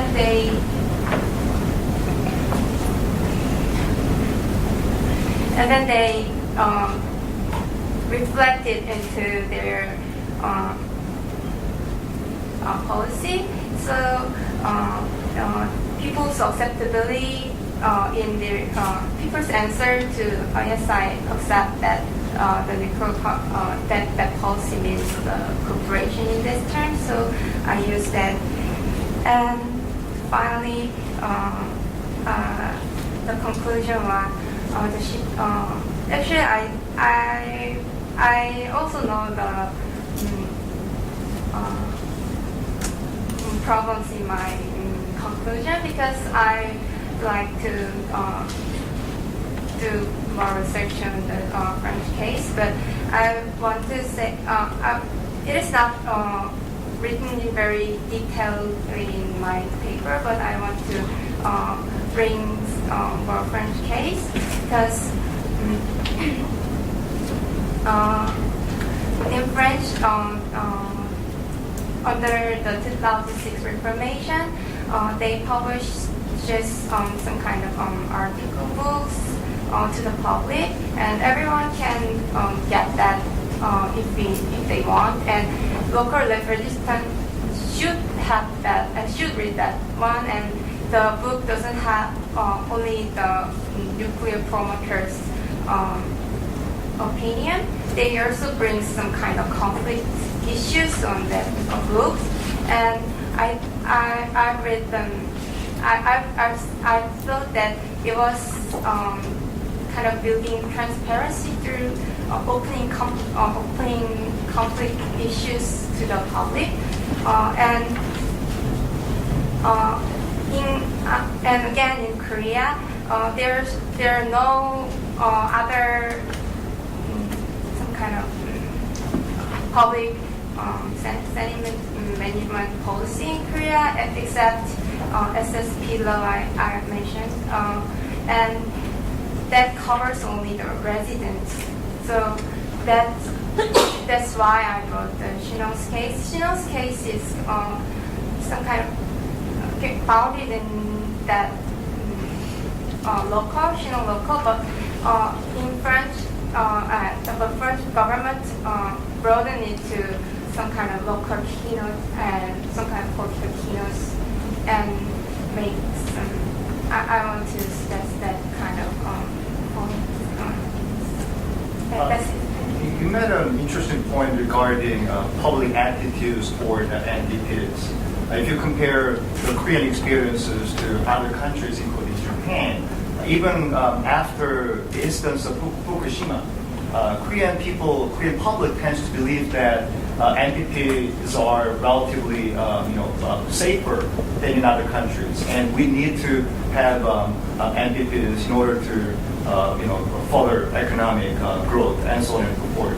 Well, in your paper, she uses two questions from the questionnaire to be able to measure public acceptability. One is about how important it is to have MPPs, the necessity of MPPs. Number two, the safety of MPPs. If you look at the survey, it is shocking to note that throughout the 2000s, Korean public has very strong support for the necessity of MPPs, as well as strong belief on the safety of MPPs, 83% for the first question and 61% for the second question as of 2009. But it doesn't provide information about what happened after 2011, in the aftermath of Fukushima. But I assume that even though the Korean people have a higher endorsement over MPPs relative to other countries, if you look at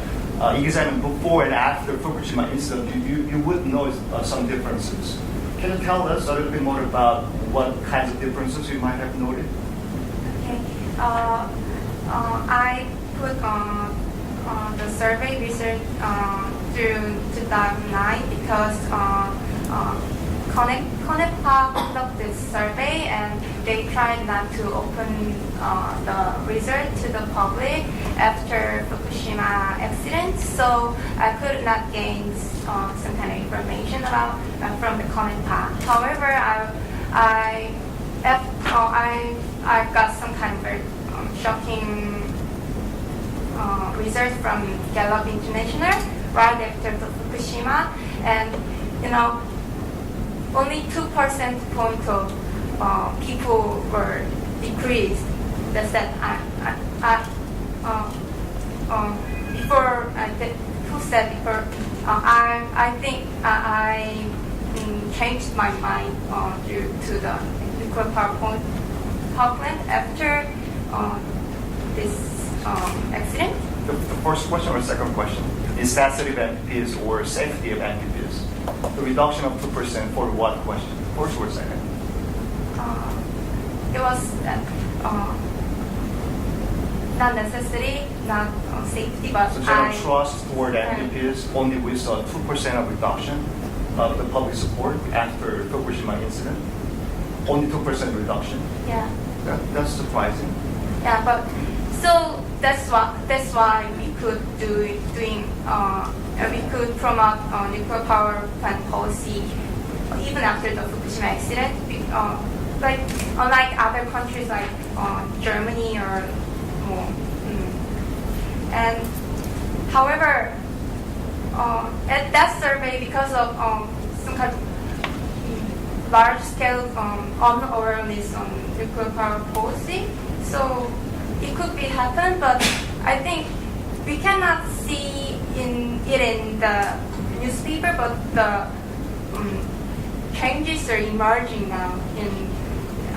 Especially I put Busan's issue very much because Busan is one of the largest city in Korea, but one of the nearest city in Korea to the nuclear power plant in Korea. So it is very natural that the change could begin from Busan area. So there were just like general public before the Fukushima issue begins. They did not aware on this issue, and they said yes, I will accept nuclear power plant in the survey. But after Fukushima, they wanted to start to do some kind of new law in this process. Intriguing argument, observation. Thank you. Now, floor is open. If you have any questions or inquiries, it's time.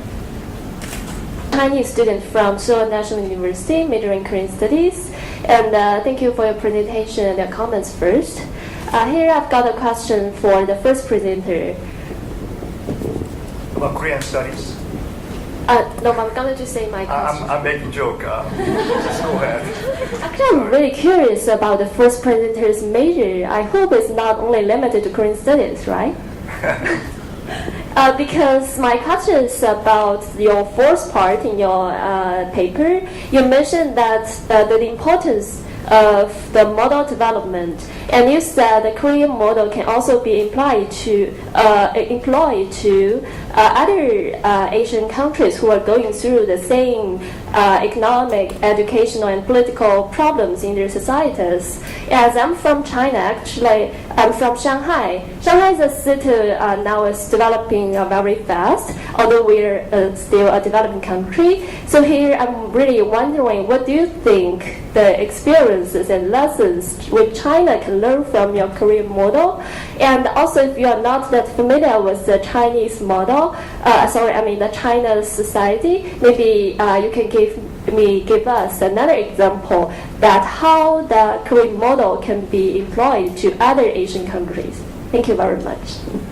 Okay, let's collect more questions. It seems like you are a genuine expert. The question itself is very serious.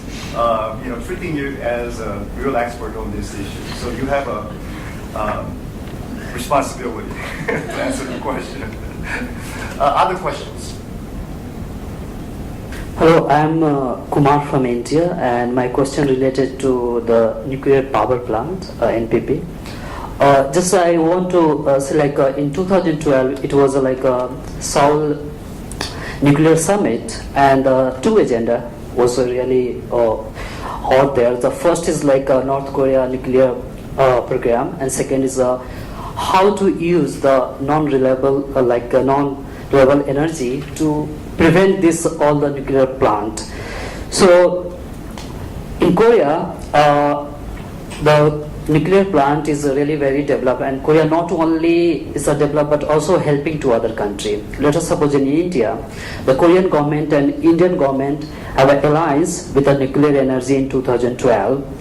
So in Korea, there's a lot of talk about the security regarding the nuclear.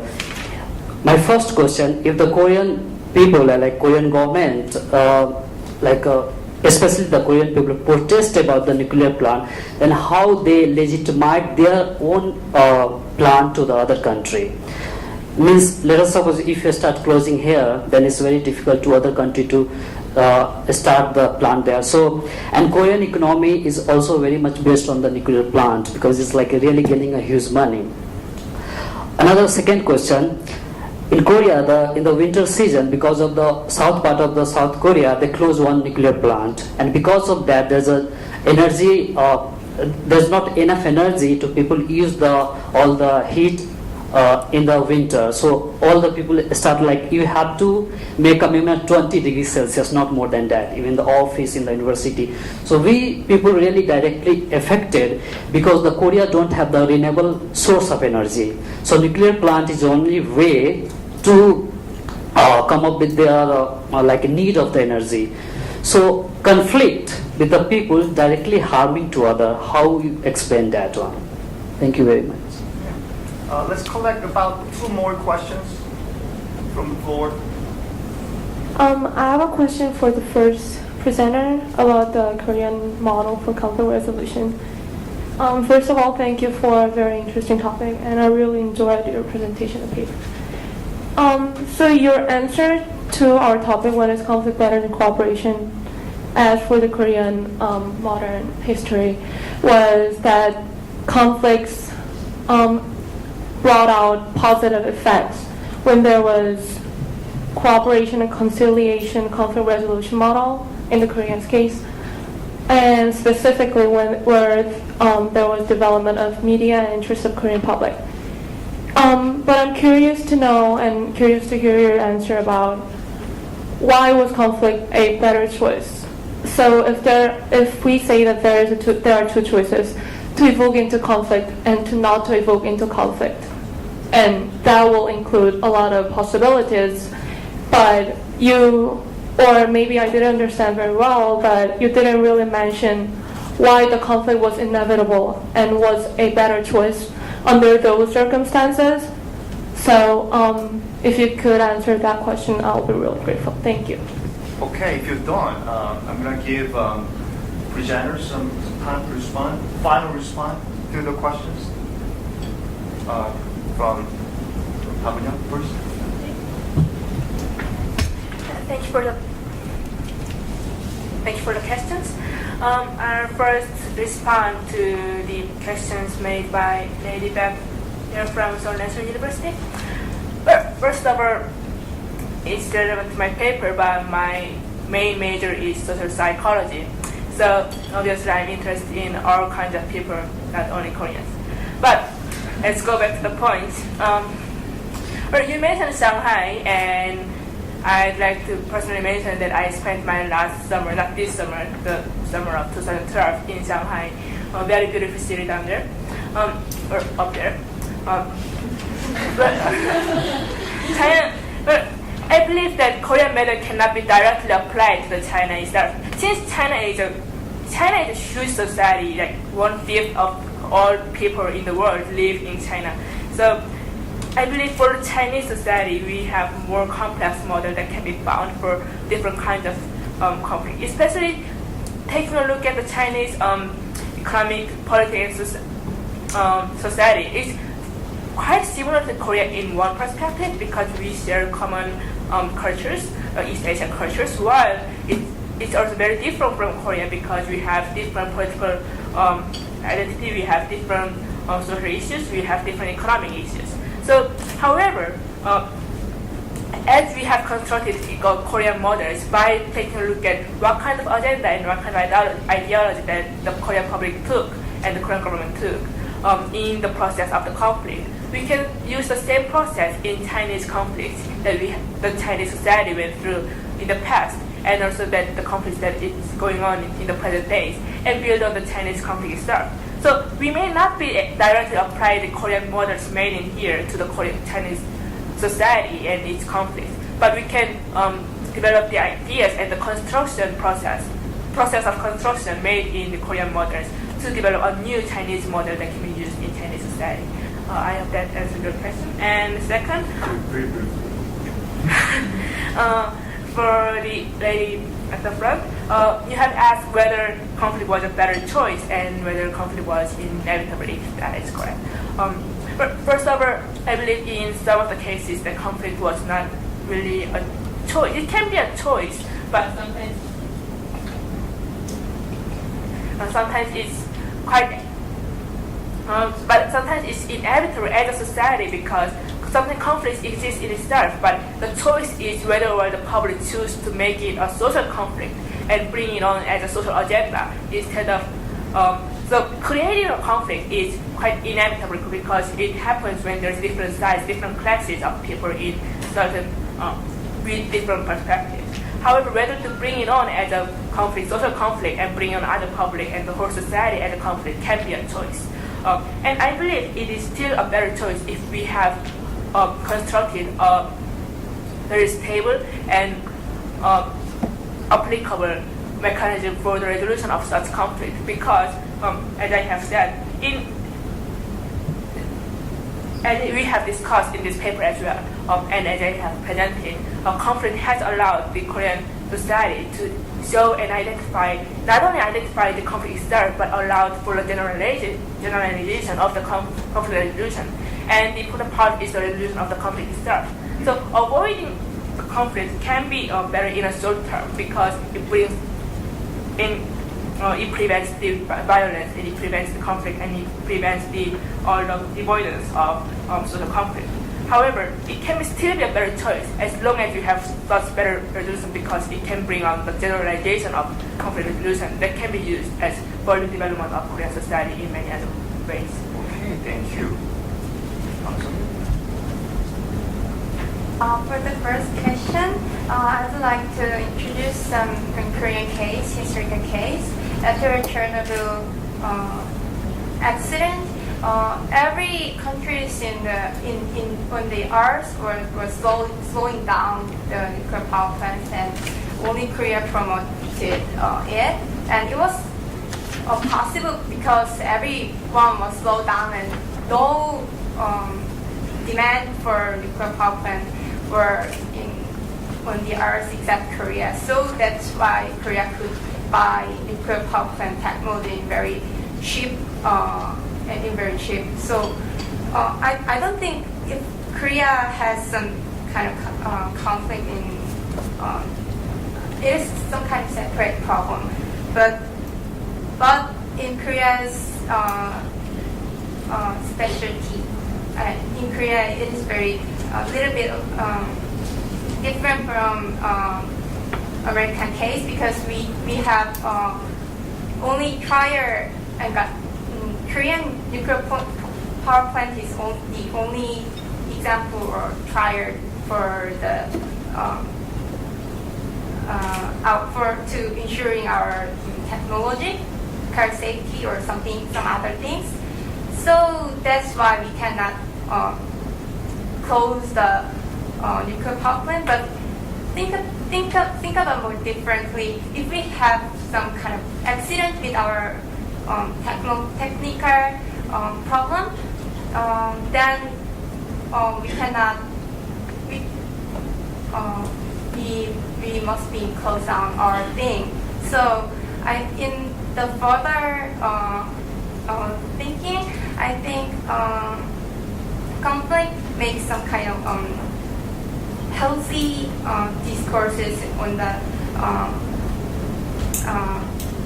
this issue, and it makes it prevents some corruption and it can increase safety. And so I think it'll be more benefit than we ban the conflict. And in the second question, I think I can answer in very similar ways. So. After you just get together and chat with each other. Unfortunately, I'd love the discussion, let it flow, but unfortunately time is up. So thank you for presenters and discussants for wonderful, provoking questions, and thanks for the audience for listening to the wonderful discussion and raising questions. Let me close the first section right now. Thank you so much.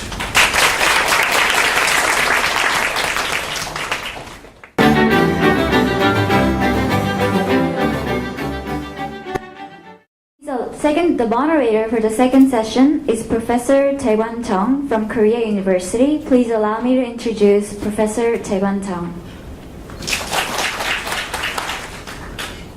Okay, as you just heard, my name is Tae-Kwan Chung. I am teaching political science at Korea University. And 3 papers in this panel actually engage in the topic that I'm working on. So I'm very glad to read these 3 papers and make the comments and have a discussion with you. And we have 3 very interesting and brave papers in the second panel. Brave in the 2 senses. First, you now learn a lot about South Korea from the first panel. And now we are going to learn about conflict and cooperation outside of South Korea. All 3 papers are comparative work. 1 paper compared 2 cases, and the other 2 papers compare more than 2. 4 were separate cases in the Middle East. So these are very brave in the sense that comparing 2 or multiple different cases in a very short essay. And in the second sense, 3 papers try to make their own arguments in their papers. I realize that all 3 paper givers are female, so I'm now free to say her own arguments rather than his or her. So you are going to listen to unique arguments made by the people at the same age as you are. And in these 2 senses, all 3 papers are very brave in terms of making intellectual efforts and attempt. And let me make another introducing comments to start the second panel. That is common with the first panel. Now you learn that conflict is inevitable in our society or in the political system. So presence of conflict is not the main issue. The more important issue is how the conflict can be managed effectively or wisely. So all three papers try to talk about conflict management system in different political contexts. So we can learn some lessons from the case of Arab Spring or from the case of India and Nigeria. So we have three papers, but one paper giver did not attend this great conference because of the visa problem. But she sent a video file, a 3-minute video file, and EPIK staff will present the paper on her behalf. So we are going to have some time to listen to the paper that was supposed to be presented by another person. So we are going to start the second panel by the presentation of Huri Kim from the UC Berkeley. And her paper is about Arab Spring. And the subtitle is Conflict Really Better Than Cooperation. The second paper that is going to be presented in the second panel is the conflict management system and democracy in multinational societies, comparing India and Nigeria, presented by Jimin Han from Clarence McKenna. And the third paper is going to be presented by, that was supposed to be presented by Niyat Gandhi from National Law School of Indian University. The title of the paper is To Fight or Not to Fight, the Revolution Conundrum, focusing on the Arab Spring as well. But Mrs. Gandhi could not attend the panel as I mentioned, so Jung Min-yeol will present the paper for Gandhi. So now we'll know the rules of presentation and the rules of comments, right? So every paper giver has 20 minutes to present their paper. And after that, we are going to have two designated discussions for the first paper and the second paper only, right? All right, then Huri, are you ready?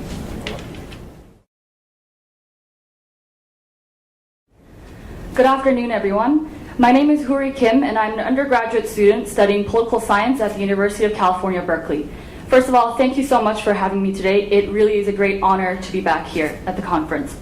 So today I'm going to present the Arab Spring as a case study to assess when conflict is better than cooperation, and further, whether conflict is better than cooperation at all, by analyzing the causes, process, and results of the Arab Spring.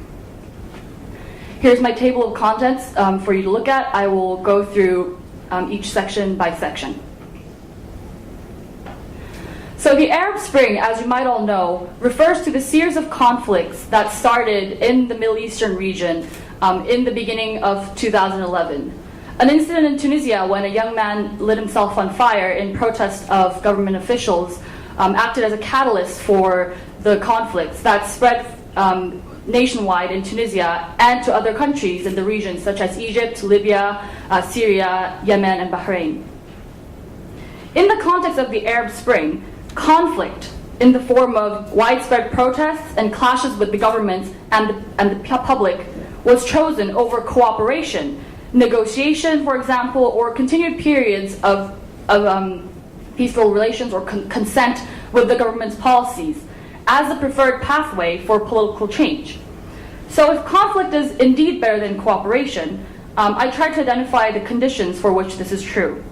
Furthermore, although the groups of people involved in the Arab Spring had hoped for this opportunity towards democratization and political progress, I wanted to evaluate the consequences and the results of the Arab Spring in material matters, to assess whether conflict was indeed better than cooperation in terms of its aftermath. There are also neighboring countries in the region, such as Saudi Arabia and the United Arab Emirates, that did not see much real conflict. And the contrast, I thought, with these countries would help provide some counterexamples to when conflict is better than cooperation. So, in my paper, I try to address, first of all, the conditions under which conflict was better than cooperation in the context of some of the countries involved in the Arab Spring, through the causes and process. I do this by looking at the political and socioeconomic context, as well as providing some comparison with other countries in the area and previous studies in other regions in transition in different time periods. Another big question in my paper is whether the results of the conflict prove that conflict was better than cooperation. And I look at the regime changes after the Arab Spring, increase in civil liberties, as well as economic growth. So there are three factors that provide the conditions under which conflict was better than cooperation in this region at this time. And although I acknowledge that not every country, region, or time period is identical, I believe that there are some common factors that could be identified. So the first is the lack of democratic tradition in the Middle East. A lot of the countries in the Middle East, like Egypt, Tunisia, Libya, had been controlled by autocratic leaders who have ruled their respective countries for over 20 years. And in sustaining their long-term rule, they had controlled political competition as well as the media. Political opposition was repressed by the governments, and journalism, for example, was widely controlled. In this process, the leaders were criticized by the international community, oftentimes for their disregard for human rights. And this can be compared to studies of the transition from socialist Eastern Europe in the 90s, or in South Africa and El Salvador, in which more moderate forms of protests were repressed by the governments. So the people, like in the Arab Spring, were forced to choose an alternative method to get their political expression towards the government, because cooperation was difficult. The second condition is prolonged economic crisis coupled with corruption. The Middle East had the highest unemployment rates in the region, especially in its increasing youth population. The youth unemployment in the Middle Eastern region had peaked up to about 25% across the region and up to 30% in countries like Tunisia. In these economic conditions, the political and economic elites, however, had little incentive to change their interests, because their survival and their profits benefited from the biased policies of the government, which were corrupt. And in this process, the governments lost their legitimacy, and people saw breaking from the old regime as a preferred option, then bridging into a new regime from the old regime as a basis. And this can also be compared to other cases that I've mentioned. The third and perhaps the most important factor is the strength of the protests. With the accumulation of these political and economic contexts, when the protesters have high desire and high capacity in their protests to push forward their projected aims, it seems that conflict is better than cooperation. This is also, I provide a brief comparison with other regions like Africa and Eastern Europe as well. So, despite the conflict, there have been some political progress in the region that I see as a positive change. First of all, there have been numerous regime changes in the region. Here's a timeline of some leaders that have stepped down from their positions: Tunisia, Egypt, Libya, and Yemen. And following these regime changes, there have been free elections in these countries, presidential or parliamentary. Electoral competition was also increased in these countries, and political parties, for example, were allowed more to participate in these elections. And there have also been some political reform. Some countries are in process of undergoing constitutional reform, such as Tunisia or Egypt, for example. So there have also been some increases in civil liberties. If you look at the first graph, it's from 2010 by Freedom House, and the second graph is a graph of change between 2011 and 2013. And whereas in 2010, the regions marked in purplish color were all labeled not free, in 2011, between 2011 and 2013, you can see that there have been some changes in the countries marked with bluish colors in the increase of civil liberties. Journalism, there have been a lot of restrictions have been taken off of the journalism industry in some countries, and there have also been an increase in the importance, the acknowledgement of the importance of the youth population, which were very key to the protests. However, I acknowledge that we cannot ignore the costs and the backlash that the Arab Spring has incurred. The human cost of the Arab Spring is grave. There were at least 2,500 deaths as of July 2011 in these 5 countries seen in the table. I've marked Egypt because conflict is still ongoing and the figures are probably not accurate now. In the Libyan civil war, there have been more than 30,000 deaths and 100,000 in Syria, with an ongoing refugee crisis of more than 1.6 million right now. Geopolity's analysis, an analysis of the data from the International Monetary Fund, showed that estimated the economic cost of the Arab Spring to be about $55 billion. And in this figure, you can also see that figures such as the GDP growth, key industries like tourism and foreign direct investment inflows have all seen a general negative trend. There have also been some backlash from the governments during the protests in the Arab Spring. Egypt went through, as you all know, a second revolution in the past 2 years, which happened during the time I was editing my final draft. So it took me aback, but I had to take this into consideration. It's really important. Syria is a picture from Homs, which you see in the news all the time. The government is continuously repressing the people. There's ongoing conflict in Syria. And in Bahrain, the protests were actually crushed by the government with the help of Saudi Arabian forces.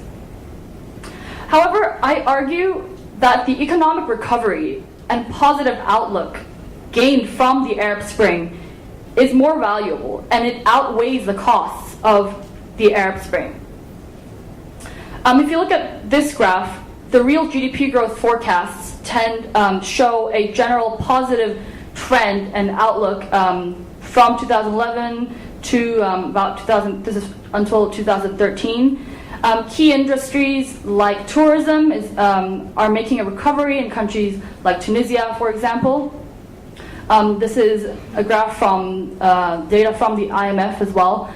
You can see that Libya went through a very drastic decrease of GDP growth in 2011 and then a very drastic increase in 2012, and it's now stabilizing. And other countries saw a dip in 2011, and they're now also recovering. In this period, it is crucial for these governments to recover political stability as well as the government's legitimacy. And they need to do this through institutional and regulatory reform by strengthening governmental and non-governmental organizations, increasing civil society participation, as well as enforcing business regulations to increase foreign investment, for example. Solving unemployment is also another big issue that needs to be addressed in the region. And by realizing the potential of the youth, for example, and matching their skills with the needs of the market through private-public cooperation, sector cooperation, is very important. So in this section, I provide a contrast to why the Gulf monarchies did not see much conflict or political change during the time of the Arab Spring. So firstly, different regime types tend to have different degrees of regime stability. And it's interesting to see that Saudi Arabia, UAE, and Bahrain were all hereditary monarchies, which were seen as more stable in this study by Tyrrell and Haydnius, whereas Tunisia, Egypt, and Libya were all republics with limited multi-party systems, with elections being held for the show for the government. And they all transitioned. They are all in periods of transition right now. these Gulf monarchies did not see a threat to legitimacy in contrast to the countries that were involved heavily in the Arab Spring. The governments in Saudi Arabia and United Arab Emirates, for example, enjoy higher degrees of popularity, and they scored much higher on the corruption perception index as well. These Gulf monarchies are also all oil exporters. Sorry, there's a typo in this slide. And the relative economic strength and stability enjoyed by these countries also contributed to their prolonged political stability as well. And the protests in these countries were also relatively weak. Protests in countries like Bahrain, as I mentioned, were rapidly contained. And because of the relative economic strength of countries like Saudi Arabia, they quickly made concessions to the people. The Saudi Arabian king promised a huge jobs and housing package for the people, for example. So, in conclusion, in the context of the Arab Spring, conflict was better than cooperation as a method to for a drive for political change. Under lack of democratic tradition, prolonged economic crisis related to corruption, and the strength of protests. And we can also see from the contrast with the Gulf monarchies that regime type and regime stability also may have contribute to the involvement, the relative different involvements of the Arab Spring. In terms of the results, despite the short-term costs, and although the costs cannot be undone, I believe that the political progress that some countries have showed until now, as well as the economic recovery and the positive long-term outlook for the region in general, seems to outweigh the costs.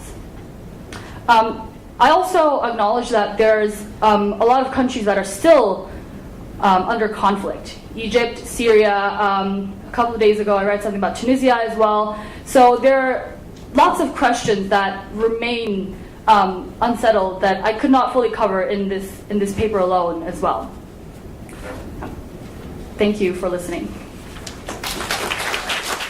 You have actually left a lot more time to us. That is a good thing for the other presenter and the audience as well. The next presenter is Jinenghanen.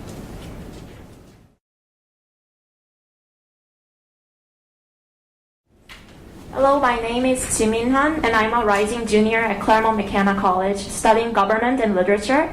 And I feel very grateful to be here and at the same time very nervous. And I smile when I'm nervous, so you should know that I'm very nervous right now. So the title of my paper is Conflict Management System and Democracy in Multinational Societies, Case Studies in India and Nigeria. As you can see, it's a very long title, so I'm first going to start off with explaining the title of my paper, how I came up with this title. So when I first saw the topic given by the East Asia Institute, when is conflict better than cooperation, the first thing that came up to my mind is that when a society has a great conflict management system, although this seems very simple and plain answer to the given topic, I thought this is a good starting point if you focus on this, when is conflict better than cooperation, because not all conflicts are better than cooperation in all circumstances. So that's how I got to write about the conflict management system. And you will initially have 3 questions about the title of my paper. What is conflict management system? And how can this promote democracy? And why did I choose to write about India and Nigeria in particular? So I'm first going to address these 3 questions and then move on to the body of my argument. So what is conflict management system? It literally means a system that manages conflict. And how does it work? Through the interaction between conflict and conflict management mechanism. So by conflict management system, I refer to this whole box of the relationship between conflict and the mechanism. And your next question must be, what is conflict management mechanism? There are many political, social, economic factors that manages conflicts, but in my paper I grouped them into 4. Political institutions, elite behavior, rule of law, civil society.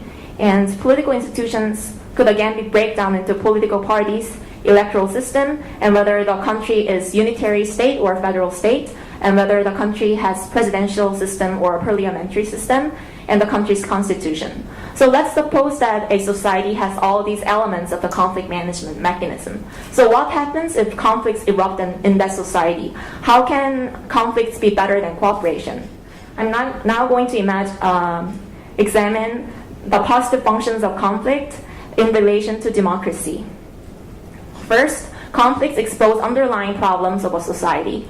So conflict is a signal that people give to their leaders. Like, oh, look at here, there's something wrong in here. You've got to solve this problem. So the leaders, they change their political agenda and they try to solve the problem by taking many actions. And second, conflicts mobilize people. A group of people sharing common interests or goals, they mobilize in order to reflect their concerns in the political decision-making process. And as a result of these two functions, conflicts could reallocate resources. And what I mean by resources here is that it could be either economic resources or it could be political decision-making power. So on the whole, conflicts could promote representative and deliberative aspects of democracy. It represents more people's more interests, and in the process of solving the conflicts, people should deliberate. The elites deliberate, the public deliberate, and elites and the public deliberate together.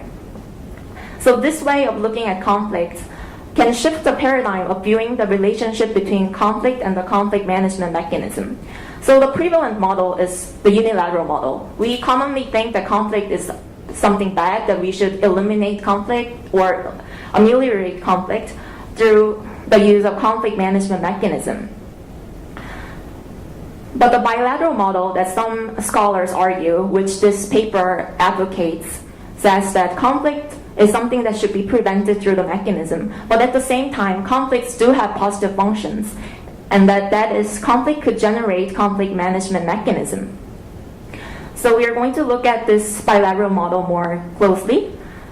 And so for example, when a conflict happens in a society, let's say that society has a functioning conflict management mechanism.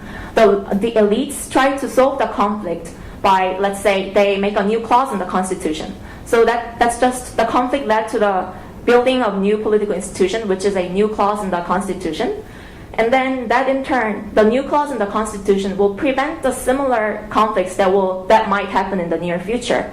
So this producing and preventing is kind of like a feedback cycle between conflict and the mechanism. And from that concept, there's this terminology I coined as the sensitivity of the conflict management system. So a conflict management system is sensitive when the feedback cycle is very active. If conflicts lead to a development of new mechanism, and that mechanism helps to prevent future conflicts, then that society has a sensitive system. And I argue that the sensitivity is determined by one, existing mechanism, and two, political culture. And I argue that India and Nigeria have different sensitivity, and that in turn determines the level of democracy of India and Nigeria. So why did I choose to write about India and Nigeria? I'm regretting right now because I believe that there's someone from India here and possibly from Nigeria. I hope not. Initially, I chose to write about India and Nigeria because they share many commonalities as listed here. But the level of democracy in the two countries have been very different. India, although the country has a long way to go, it still has better democracy than Nigeria. And I tried to find the answer by looking at the factors that India has, which Nigeria lacks. So in comparing the two countries, I applied some criteria, and that is, and as you can see, the first 6 criteria are the elements of existing conflict management mechanism. And the 7th one is political culture. And as I mentioned before, these two factors, existing mechanism and political culture, determine the sensitivity of the conflict management system. So in order to compare the two countries, I am using some theories as my toolkit. So we are going to examine some mainstream theories of conflict management. We are going to see this in more detail in the next 2 slides. But the biggest difference between the power sharing and power dividing is that power sharing is mainly sharing power among the elites, whereas power dividing not only divides power between the elites, but also the division of power between elites and the civil society. So if you look at the power sharing model more closely, there's consociational approach by Liespart and integrative approach by Horowitz.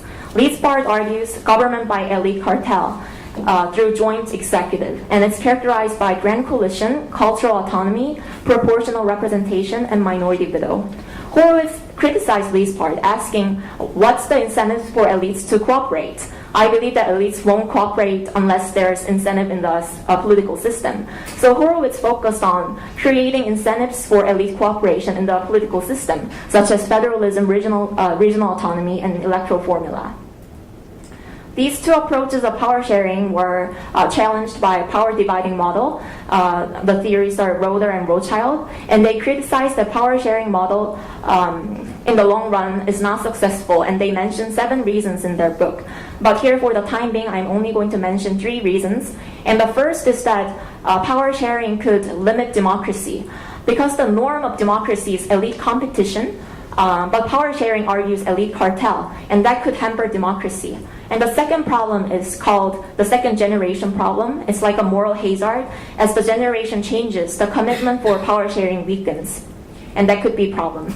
And the third problem of power sharing is the governmental inefficiency. So if you try to reflect all the ethnic groups in the political decision making and preserve their veto power, it could lead to slowing down of the political decision making, and it would also cause deadlock. So instead, Roeder and Rothschild emphasized the role of civil society by giving civil liberties, and second, separation of powers in order to create multiple majorities, and third, checks and balances in order to check each of the majority groups. So now that we've looked at all the theories, we are now going to compare India and Nigeria. And I'll first start off with political parties.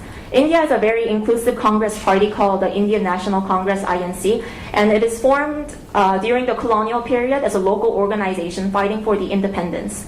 And since it was a fight against foreign influence, it garnered support from people all across political, religious, and linguistic spectrum. So INC was inclusive from the birth.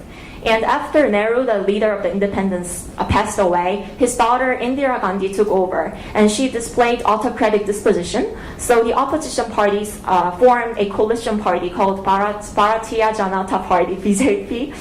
And so INC was inclusive from the birth, and BJP is a coalition party. So basically, if you look at Indian government, it is coalition government, and that was conducive to power sharing, and also party identification with caste. I was surprised that in India, even like the lowest caste people, their voter turning out rate is higher than other groups. And that is because even the lowest caste identify themselves with one particular party, and they reflect their concerns through that political candidate.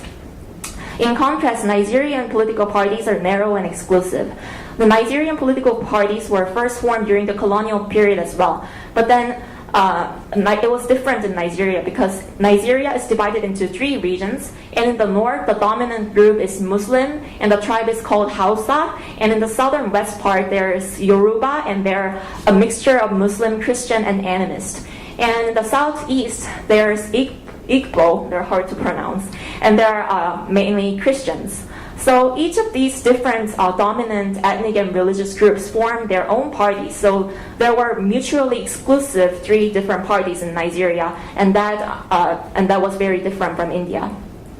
And next, we look at the electoral system. Both countries have a single-member district plurality system, and in India, plurality system fared better than Nigeria because its inclusive party system does not disfavor minorities. However, in Nigeria, if you think about a single-member district in Nigeria, a person who gets elected through that system will be someone from a dominant ethnic and religious group. And once he gets elected, he has very little incentive to cooperate with the minorities because he's going to get elected anyways, regardless of the minority votes in the plurality system. So it has been detrimental to democracy in this winner-take-all environment. And now if we examine the federalism, both countries are federations. But in India, it's decentralized federalism. And this is due to the cultural policies in the constitution, which we will examine in the next slide. And Nigeria has very centralized federalism. And this is partly due to the military legacy. But more importantly, it's because of the monocultural economy, which is oil resources. So the central government controls all the oil revenue. So each of the local government has to be dependent upon the central government, and that intensifies patrimonial ties between the central and the local governments. And when you have huge power gaps between the power units, it's really hard to share power because one unit has to be dependent upon another unit. And let's look at the legislative and executive relations. India has a parliamentary that is conducive to centric regional parties. So India's geographic and demographic scale and diversity is such that it needs a wide-ranging decision-making body such as parliament. And Nigeria's presidential system has been very pathological, and that is not the problem of presidential system per se. For example, power dividing model, they advocate presidential system because they believe that it fosters separation of powers. But in Nigerian presidentialism, separation of power is very hard to occur because, as I mentioned before, there's this mutually exclusive three-party system.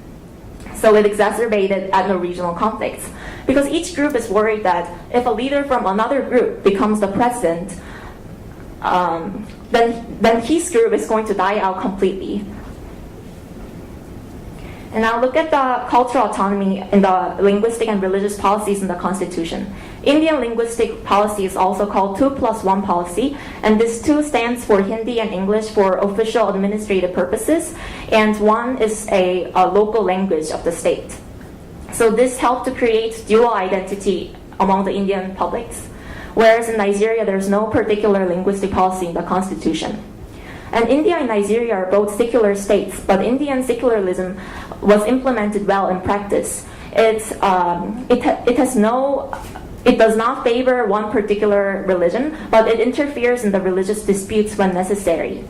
Whereas in Nigeria, secularism did not happen in practice because of the severe opposition between Christian and the Muslim. And civil society is also a very important element of the conflict management mechanism because it gives signal to the political elites to take actions and resolve conflicts.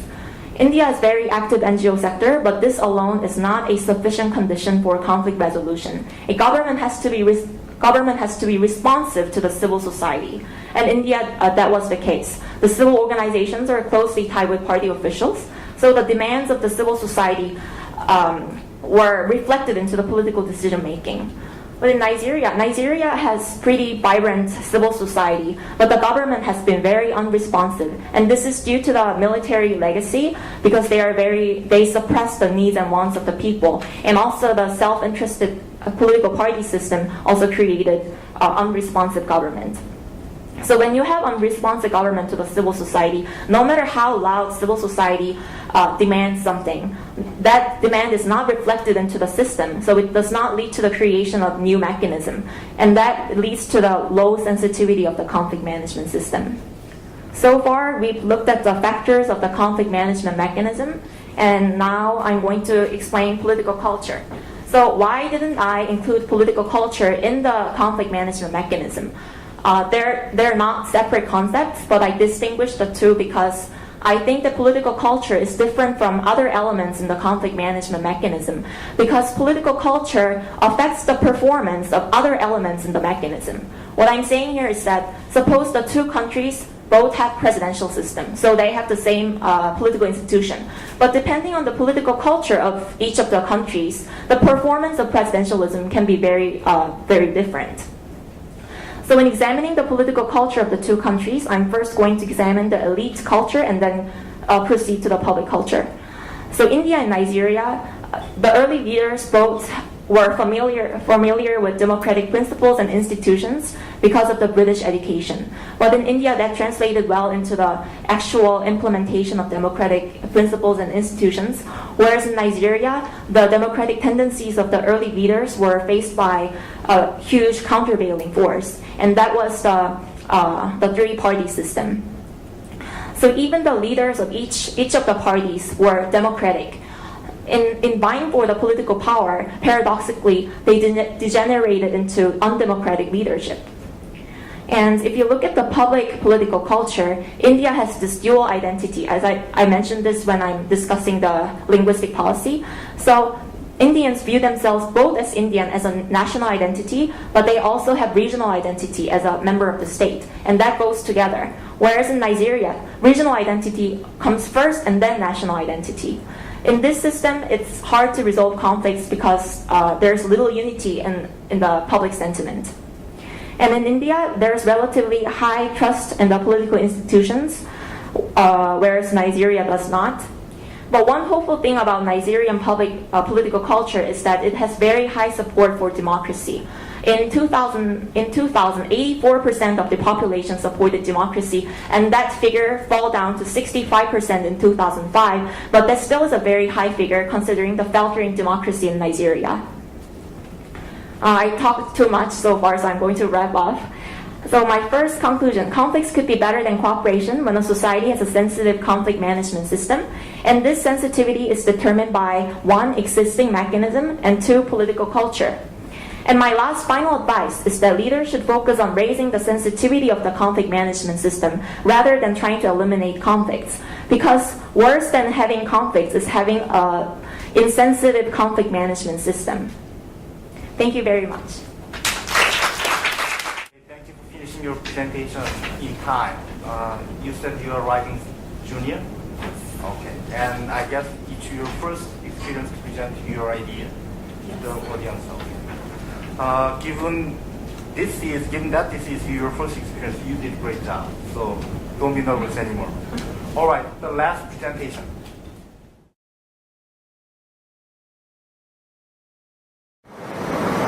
Hello and good morning. I am Neti Gandhi and I am a final year student of law at the National Law School of India, University, Bangalore.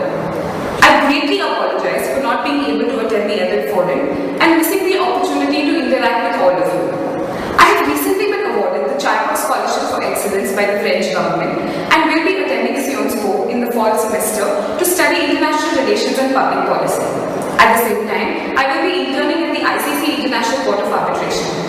I have submitted my passport to the local French consulate for a visa and it will not be returned in time for me to obtain a visa from the Republic of Korea and attend this conference with all of you. The paper I have written for EPIK 2013 is titled The Revolution Conundrum, To Fight or Not to Fight.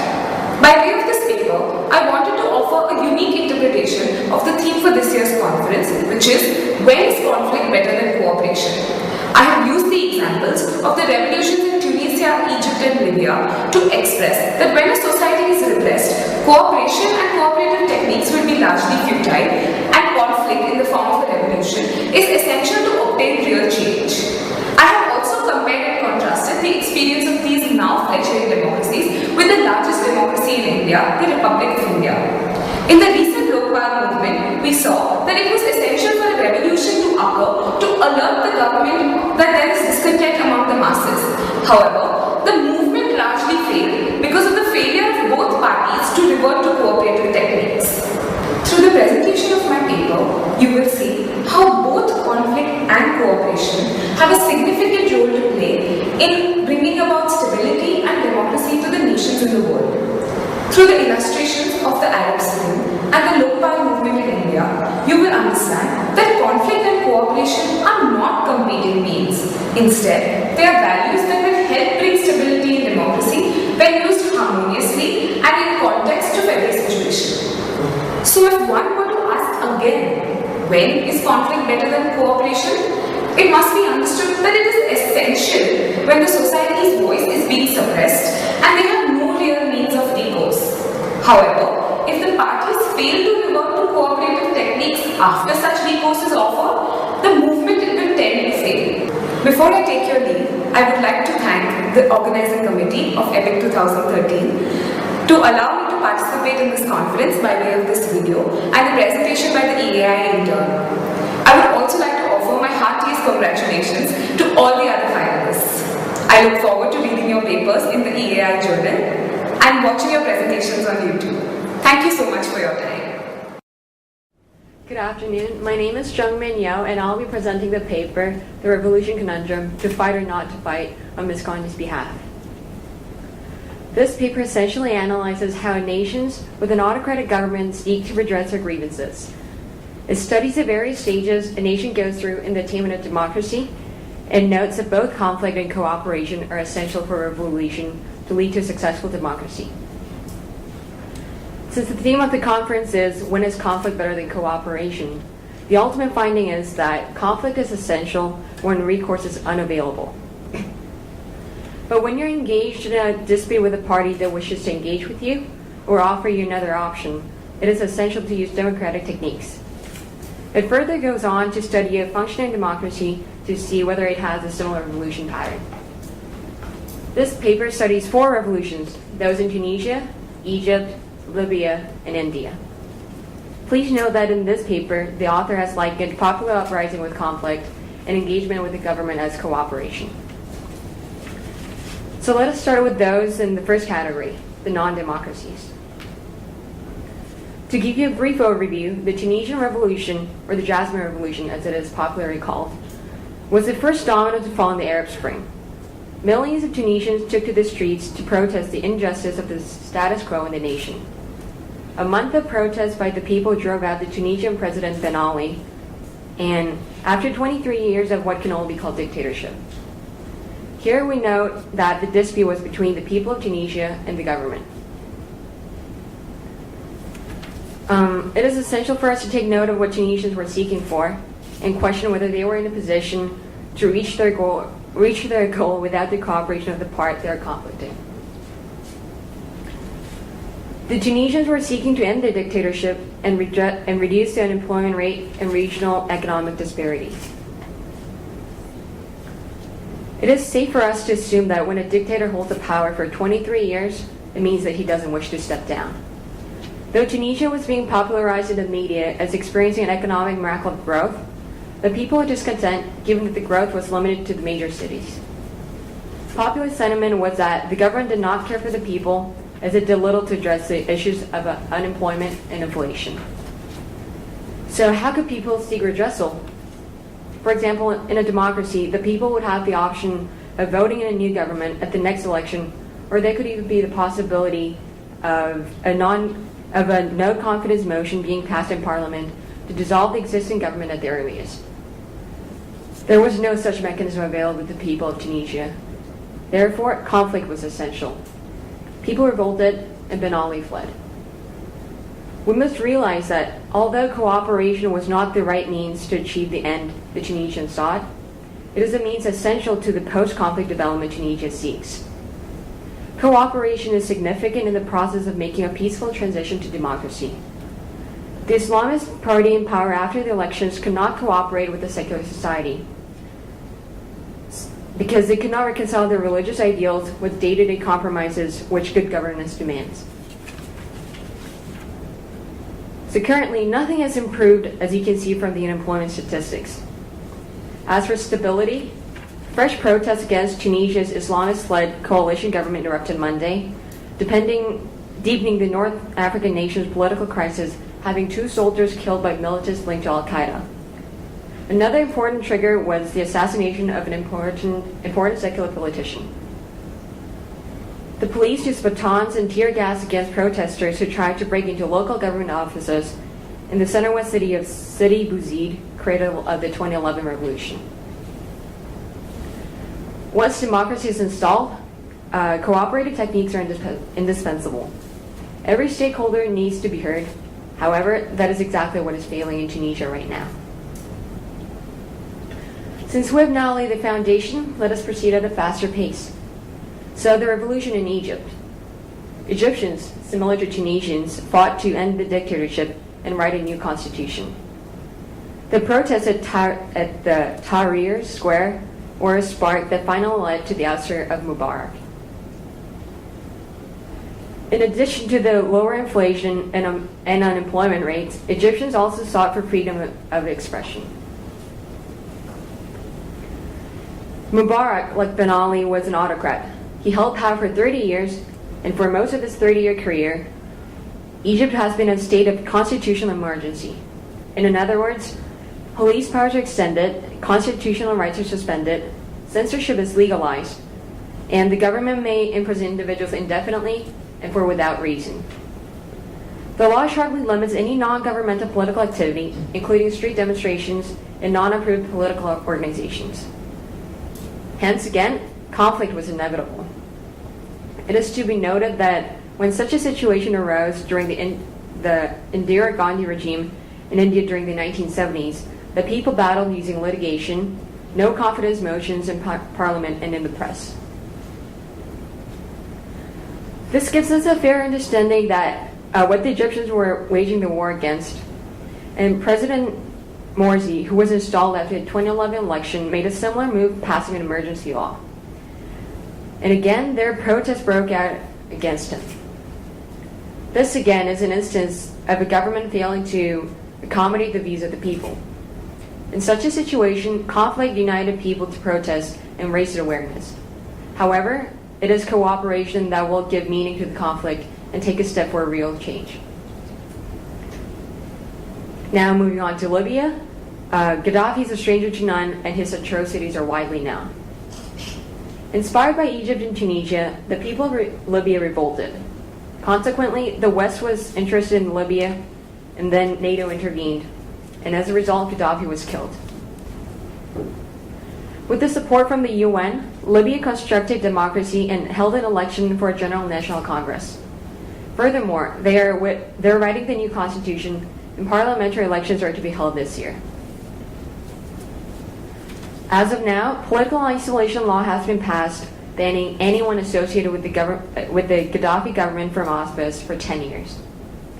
However, terrorist attack on French embassy in Tripoli and deteriorating state of security might trigger for further dissent. Now moving on to the functioning democracy, let's talk about India. Indian corruption is infamous, and the discontent from it has always been around. It erupted in 2011 in the form of the Lokpal movement.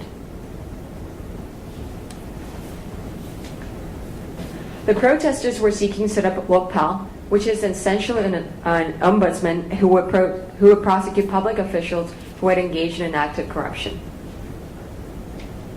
Both parties' reactions are the key in this movement. For instance, the protesters were without exception nonviolent. On the other hand, the government was always ready to respond and negotiate. The protesters were refusing to cooperate since they thought the government, as a target of the change, would not act responsibly. The government did not give in to all the demands of the Lokpal, as some demands were overextended and often even tread the fine line of separation of powers, a principle enshrined in the Indian constitution, upheld multiple times by the Indian judiciary. For this reason, cooperation was long delayed. Even when both factions finally sat at the table, a clash of egos erupted and a toothless legislation was born as a result. Consequently, the mostly pointless and extremely expensive John Lokpal is now in place. But a better legislation, the Whistleblowers Protection Bill, initiated by the government itself, is pending before Parliament. Conflict was indispensable here, as it was expressed in a way a dissent should be in a flourishing democracy. This was a case of the failure of cooperation. So what we conclude from all the instances above is that conflict is important in non-democracies when, first, there is a need to alert the government of discontent among masses; second, when there's no power in the hands of the people; and lastly, when no recourse is available. For democracies, conflict is a free expression of dissent. John Locke, in his book, 2 Treatises of Government, told us of the right to revolution that keeps a social contract alive and the government in check by holding them accountable to the masses. It is this conflict that we should celebrate. Thank you.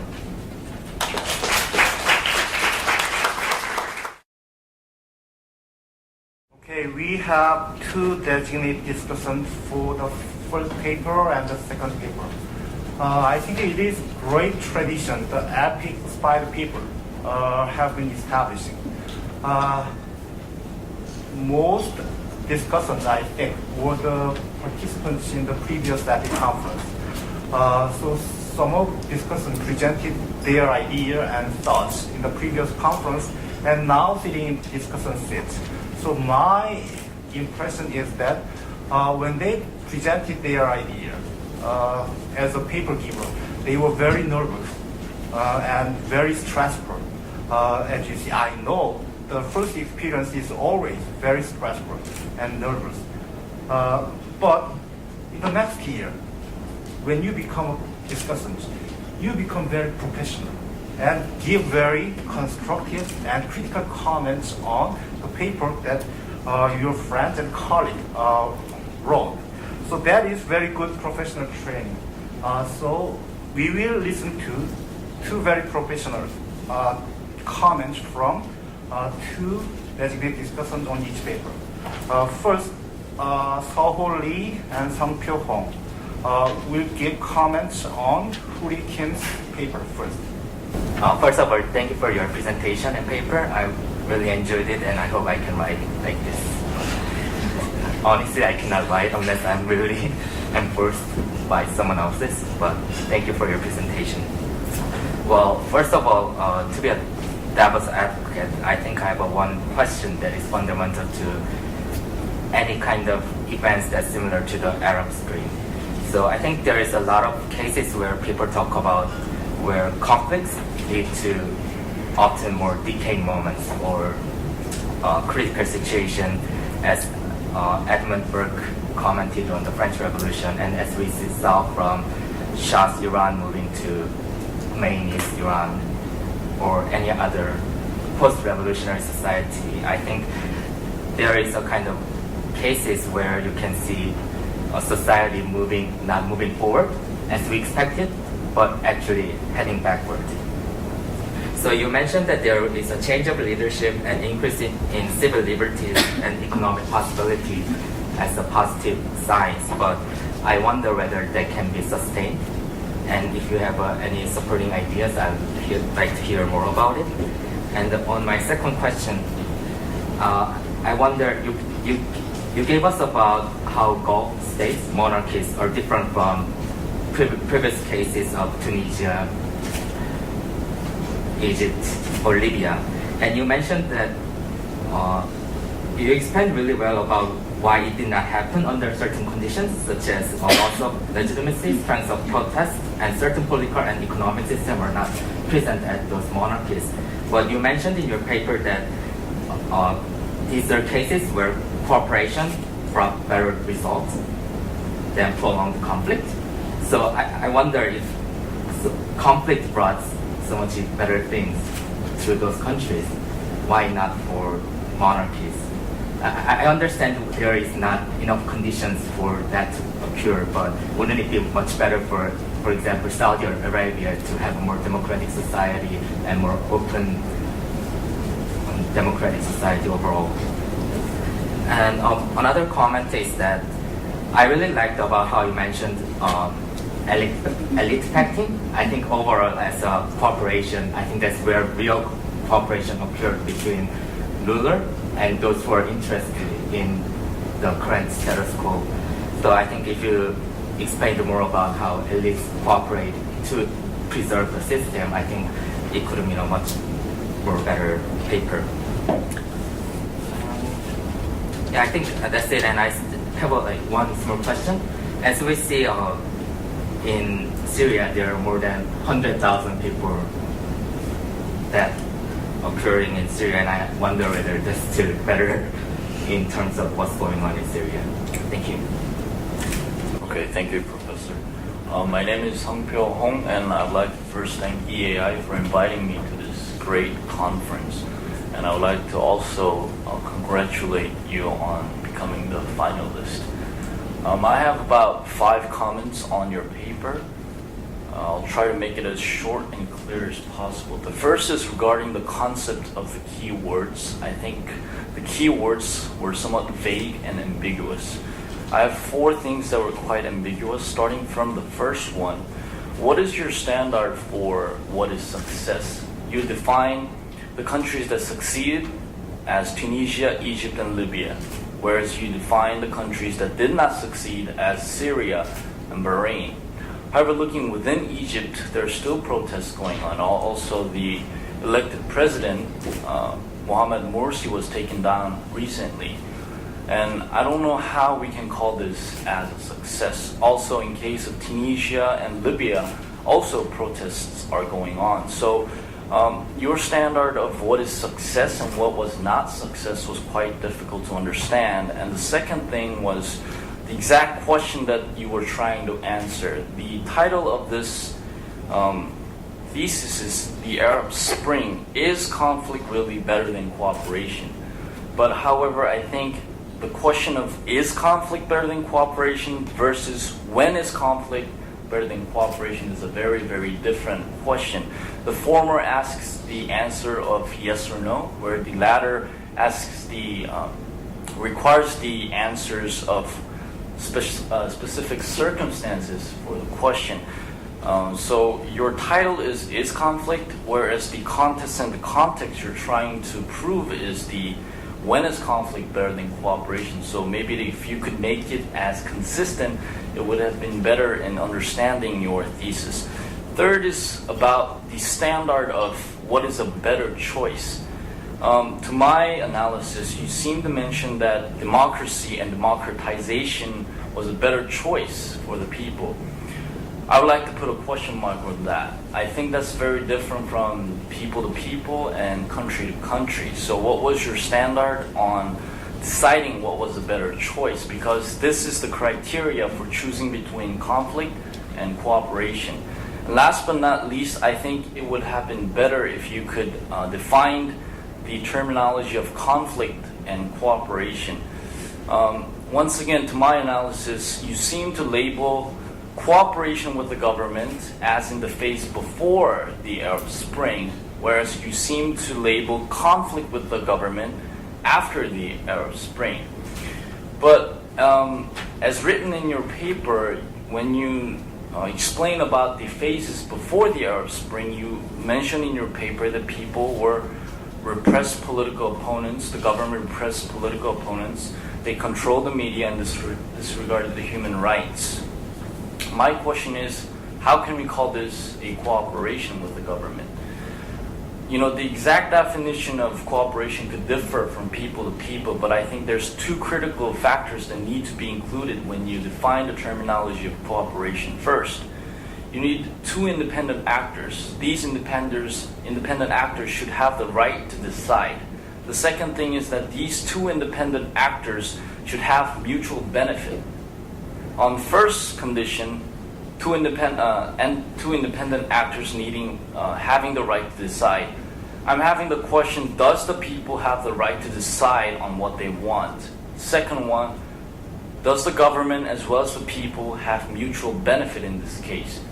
The government wants to prolong their authoritarian regime, whereas the people want to break that regime. In this case, my question is, was cooperation, was it an option from the beginning of this incident? If that's the case, I think the Arab Spring would not have been a great example in proving the question of when is conflict better than cooperation. The second comment is about your conclusion on the comparison between the republic and the monarchies. You mentioned in your conclusion that monarchies proved to be more stable political system than republics in the face of political transition. I could not agree to this idea. In this case, politically speaking, both the republic system and the monarchy system had the following two commonalities. First, they both lacked political freedom. People did not have the right to speak. Second, the government suppressed the uprisings of the people. However, what was different in this case was, I think, the economic status. If we look at the GDP per capita research by IMF in 2012, the three countries that you labeled as republics, Egypt, Libya, Tunisia, were all 119th, 54th, and 102nd, respectively. And in case of monarchy countries that you labeled, UAE and Saudi Arabia, they were 6th and the 29th. So political system matters. However, my opinion is that what's more important is the economic status of the people. So if you could have more emphasis on the economic status, I think it could have been a more persuasive. And reversing that emphasis on political system versus economic situation, I think that could have been a more persuasive argument. Third is about your conclusion. My belief is that, as you mentioned on the second paragraph on your conclusion, that political institutions are being constructed and consolidated, And furthermore, the economy is continuing its recovery and will continue to do so along with increasing political stability. As you acknowledged and the audience acknowledges, there's still protests going on and still there are instabilities. And I think that wasn't it quite too early to draw the conclusion that future prospects are positive and the economy is going to be increasing continuously. And the fourth and the fifth is quite minor thing, but the fourth comment is about you're trying to draw the conclusion of when is conflict better than cooperation through the cases of Arab Spring. However, in your paper you mention about only 5 to 6 countries specifically. So I think if you're trying to draw the conclusion from the incident of Arab Spring, I think you need to include other countries that also experience Arab Spring, such as Algeria, Jordan, Morocco, Iraq, or Somalia. In this case, I think when you have further research, when you include this, it can be a more constructive and more informative thesis. And last but not least, it's about the bibliography. You had 51 bibliographies, and more than 40 were from internet sites, and more than 30 was from freedomhouse.org. So when you make further research, I think it's better for you to have more journals and books. If you include that, I think it could be a more productive and a constructive thesis. Thank you very much. All right. Thank you so much, Sangpyo, for your very serious comment. And let me ask you, how many hours did you spend? One of the designated discussants in the previous panel told us that he spent 5 hours. So can you beat him? It took me 5 days because... 5 days? The reason is because I really wanted to avoid this topic because Arab Spring not only includes one country, but it includes almost 20 countries. So it took me quite a few days to analyze all the situations in the countries. So it took me about 5 days. Very impressive. Thank you very much, sir. Actually, you did some research on the Arab Spring to make some comments on the paper of Arab Spring. That's very impressive. Thank you. If you want to have some time to digest the comment now, right? Then why don't we have the comment from the other two designated discussants on the second paper? Okay. Who is going to be first? Hello, my name is Minju Kim. First of all, thank you very much for your excellent paper and presentation. I appreciate the quality of your paper. It was an excellent read. You've shown very well how governments can institutionalize multiple dimensions of identities, especially in relations to ethnic conflicts. I do have a few comments and questions. So firstly, there were limited means of objective measurement for operationalizing your variables. For example, how would you operationalize reforms and normative practices on page 2? And also your variables and hypotheses did not necessarily seem mutually exclusive and were very unclear. And some of the elements like the rule of law were not directly dealt with greater depth. So maybe it was an organization of your paper or something else, but that was an issue that came to my mind. And also, while I realize you may have been bound by the page limits, I noticed that there were a lack of or imbalances in the evidences that you presented. Given that your paper is a comparative study, this may risk selection bias, and I therefore would like to remark that it might have been better if you justified your argument by providing counter evidences and further strengthening falsifiability, which then would have made your argument richer and contributed to establishing external validity. You could have also interpreted a quantitative analysis of certain variables as well. And I would also like to emphasize that there needs to be an analysis of your research question in a broader political economic context. For example, one of the scholars, Chandra, suggests looking into how class cleavage institutional privileging or occupational or ideological cleavages affect democratic stability by the underlying institutional structure. So that could be ways of extending your research. And lastly, I think your paper might have benefited from having clearer definitions on your main variables. For example, conflict on page 5 was defined in reference to an online trading website, and your explanation of why conflict is a creative force on page 6 was not supported by any literature in the field. So it would have been helpful if you could have drawn on to the existing scholarly work so that you can justify your research question and your research answer, and also argue about how your study also adds value to the field of study. And you would also need to clarify the conflict management mechanism, whether it's conducive to democratic stability or democracy itself. Because in your paper, it says that it's conducive to democracy, and you're mainly arguing that it prolongs stability.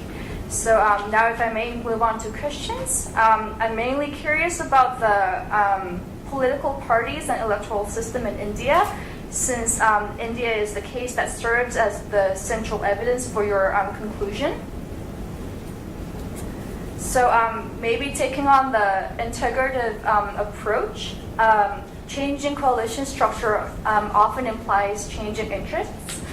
And maybe looking back on your cases, I'm curious to know which interests were prioritized by the coalitions, and if you have looked at the stability, like the duration and number of the coalitions as well, and if you have seen how the coalitions were maintained. So basically, what were the main socioeconomic, societal, and political group conflicts, and what divides India, and which interests brought different groups together, and why wasn't this possible in Nigeria? Also, you mentioned that the Congress Party is inclusive and protective of minorities. What are the incentives of the party, and how is that manifested? For example, are there relevant policies? The Congress Party is the dominant party in India, and so I'm wondering if there has been a meaningful alteration of power, because the government and NGO relations, or the government and labor union relations that you mentioned, could also be concerns for patronage. And you've actually mentioned that this structure was really an effective patronage system. I would like you to maybe clarify on that or provide more explanations on that. And I also am curious if you have looked into the actual breakdown of the proportionality in the cabinet appointment. Was there equal or fair representation, or was there not? And often the PR system, the proportional representation system, is often criticized that it facilitates stronger partisan preferences, and the plurality system is criticized to distort translation of votes into seats. But you argued that the plurality system in India does not disfavor geographically concentrated minorities. However, this may be unique to India's case, because if I've noted correctly, statehood is only accorded on the basis of ethnic criteria, such as linguistic, regional, and tribal criteria, and politicians thus have intense incentives to mobilize ethnic groups to demand their own states. So how would you generalize this structure? And my last question is a very broad one, but according to Duverger's theory, the number of parties depends on the level of social cleavages and the permissiveness of electoral systems. So in countries with high ethnic divisions like India, low electoral permissiveness leads to two parties or less parties. And under low ethnic cleavages, electoral systems are not a significant factor. So how would you respond to this theory or apply this theory to your study? Thank you. Thank you, Minju. I noticed that your comments actually result from very thorough reading of her paper, right? Okay, good. And last discussion. Hello, my name is Hian Lim, and thank you very much for your presentation. I really enjoyed your presentation as well as your smiling face throughout the whole presentation. I think smiling when you're nervous is a very good habit, so just take it on.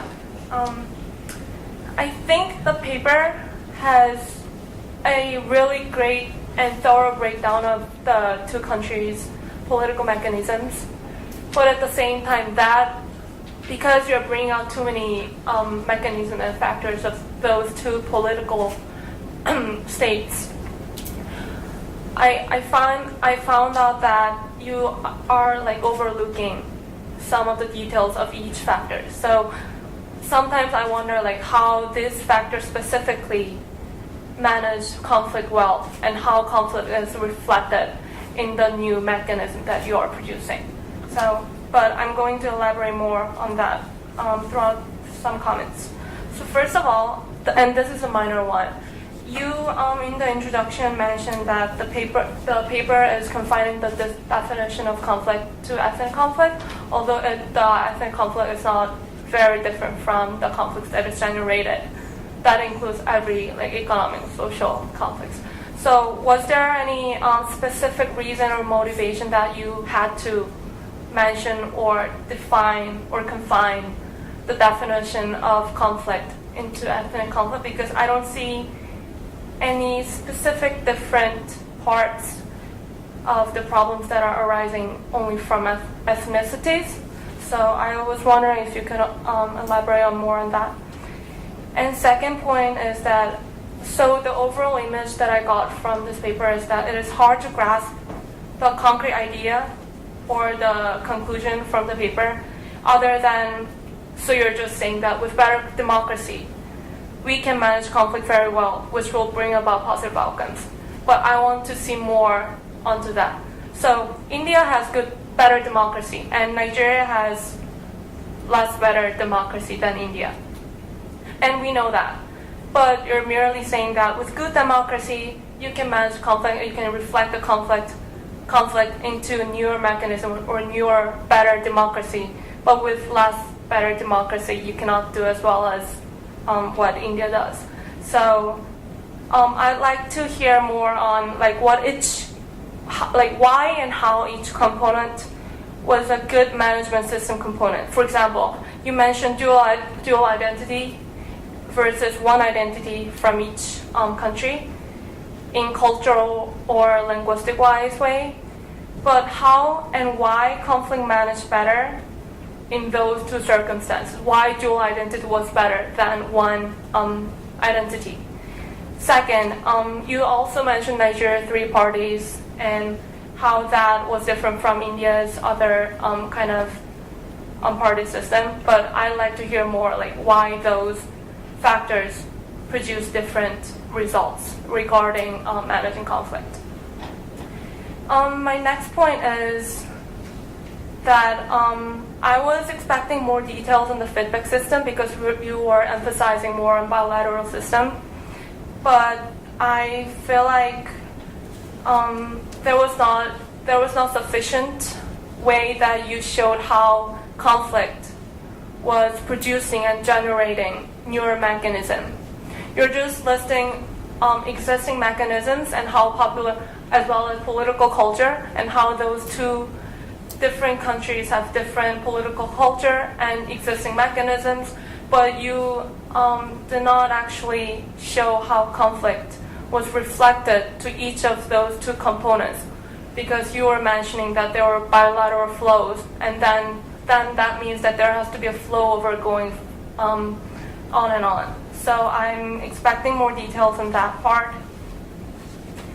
And this can be just me who didn't understand the paper very well, but I feel like it is a redundant thesis or generic thesis to say that you can have a sensitive management system if your existing mechanism is sensitive. So it is sensitive when it is sensitive. So I think we need more ideas on how to break that cycle. So we need some external factor or external influence that can break that cycle. And you should be able to make sensitive mechanism even though when your existing mechanism is not sensitive. So that was my question. And lastly, and again, this will go back to the comparison between conflict and cooperation. So in each country's case, why was conflict a better choice than cooperation? You just showed that in the good democracy, conflict was managed very well, so it produced very positive outcomes. Whereas in Nigeria, it failed to manage and reflect the opinions of the conflict, and it failed to be receptive to those influences.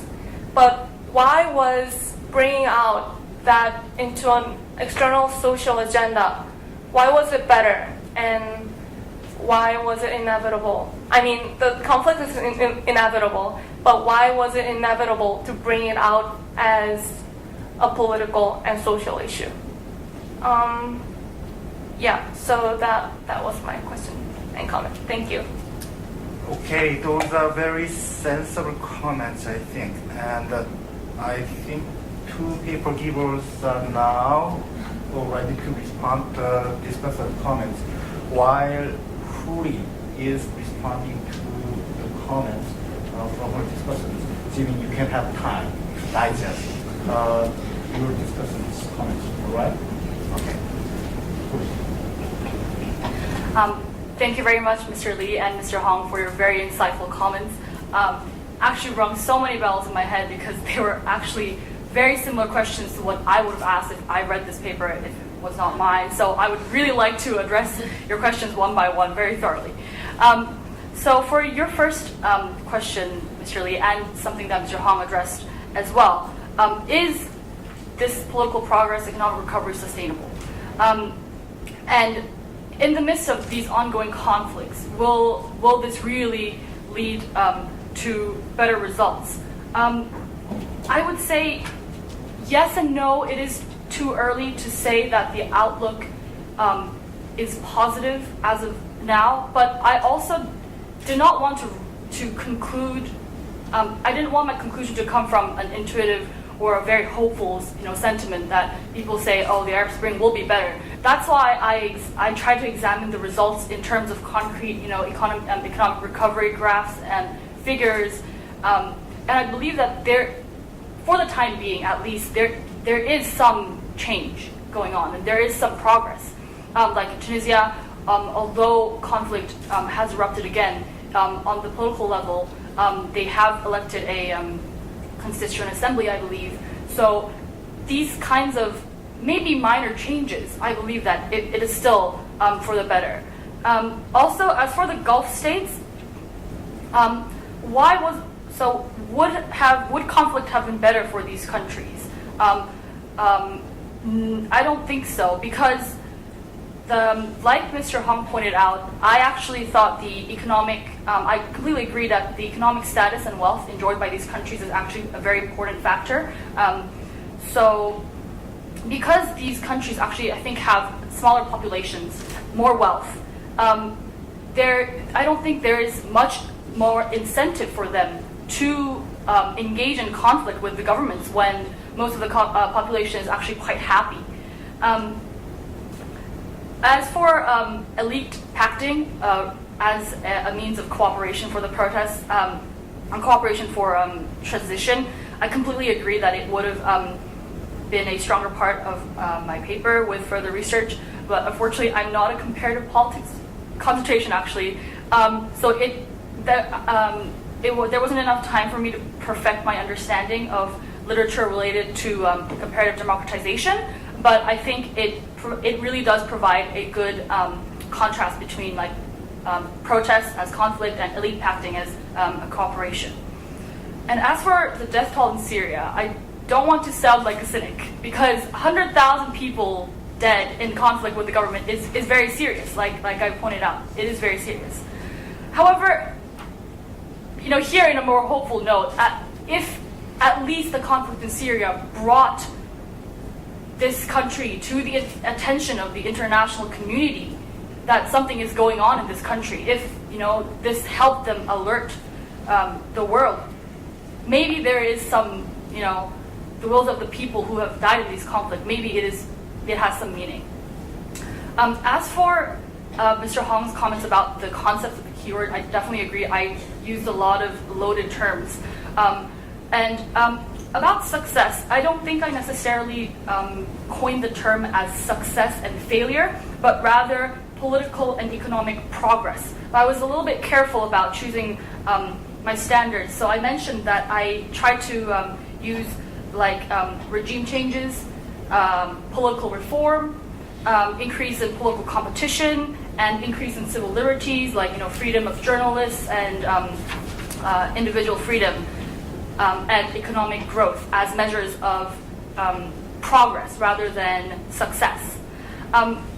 Also, I agree. I started the paper actually with the question, is conflict better than cooperation in my head?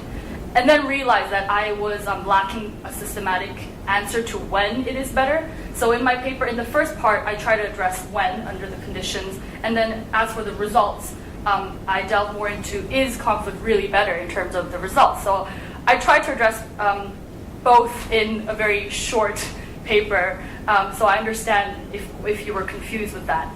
And I thought about the standard of better choice as democracy. I thought about this really hard because I didn't want to sound like I was biased towards completely pro-democracy, because I don't necessarily believe that all of these countries should. All the countries that are involved in the Arab Spring, whether I mentioned them or not, should go through a complete, regime change towards democracy. That's why I was a little bit wary about, writing progress instead of success or democratization. So I hope that you understand that I toned that down a little bit. I didn't really coin that as success or complete transition towards democracy. And I don't, like you said, cooperation in terms of the right for the people to decide or mutual benefit was not really a choice for these people who are oppressed under these governments. But I've also thought about this, but why didn't they protest before? I took it kind of from this approach. For the fear of repression, then why now? So I took a more, black and white approach, conflict and no conflict. So protest, revolution, and no protest, no revolution. A no choice consent kind of sense, rather than cooperation between two parties where the two parties have the choice. Also, I did only use 5 to 6 countries. I was actually overwhelmed with even writing about 5 to 6 countries, so I don't know how I would have fit 20 countries in a 5,000-word paper. I hope that I will get to write about them more. I definitely agree, in a longer essay or a book or whatever, really. So I agree with your comments that. So I chose these countries based on the countries that were most heavily involved in the Arab Spring. And then provided some contrast to some countries in the Gulf monarchies. And last but not least, I actually wanted to shorten my bibliography. I understand that I use a lot of references from Freedom House, but unfortunately I had to reference every page for every country, so that I'm really sorry, but that was unavoidable. And as for journals and books, when I was writing this essay, I was actually wrapping up my semester abroad in France, and then I was home in Dubai without access to any kind of sophisticated libraries, so I could only I could only really rely on my school's online library system, which is actually there, so that's where the limited journals and stuff come from. But I also want to say that I actually preferred writing this essay with news articles, reports, and figures, rather than an extensive theoretical approach with books and journals of other people, because I wanted to try to draw my own conclusions from what happened and what kind of results it inflicted. That's why, I wanted to say that. Thank you. Okay, I guess you and discussants might have some disagreements on particular issues. So your discussion should continue, but not in this time, after the panel, all right? And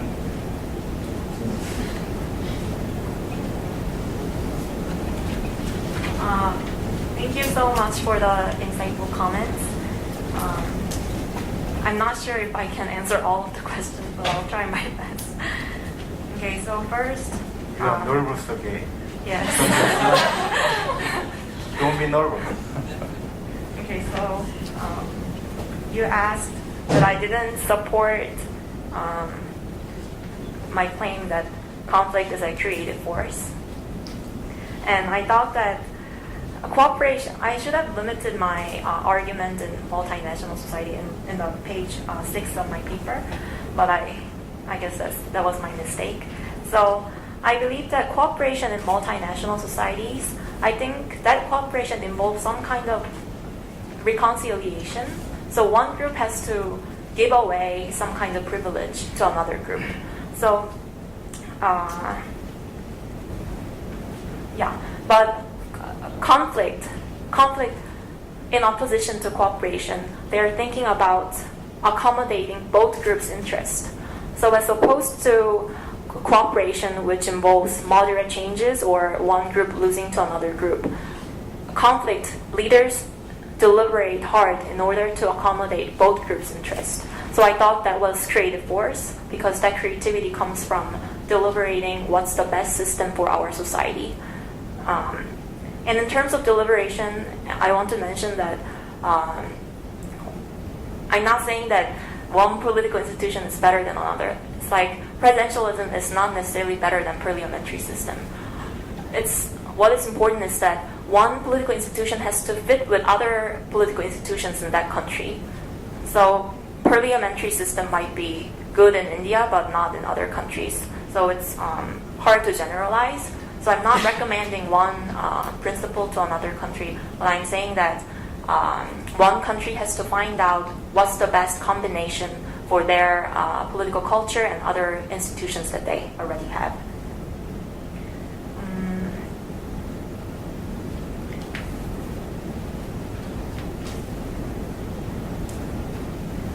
And as for Ms. Lim's question,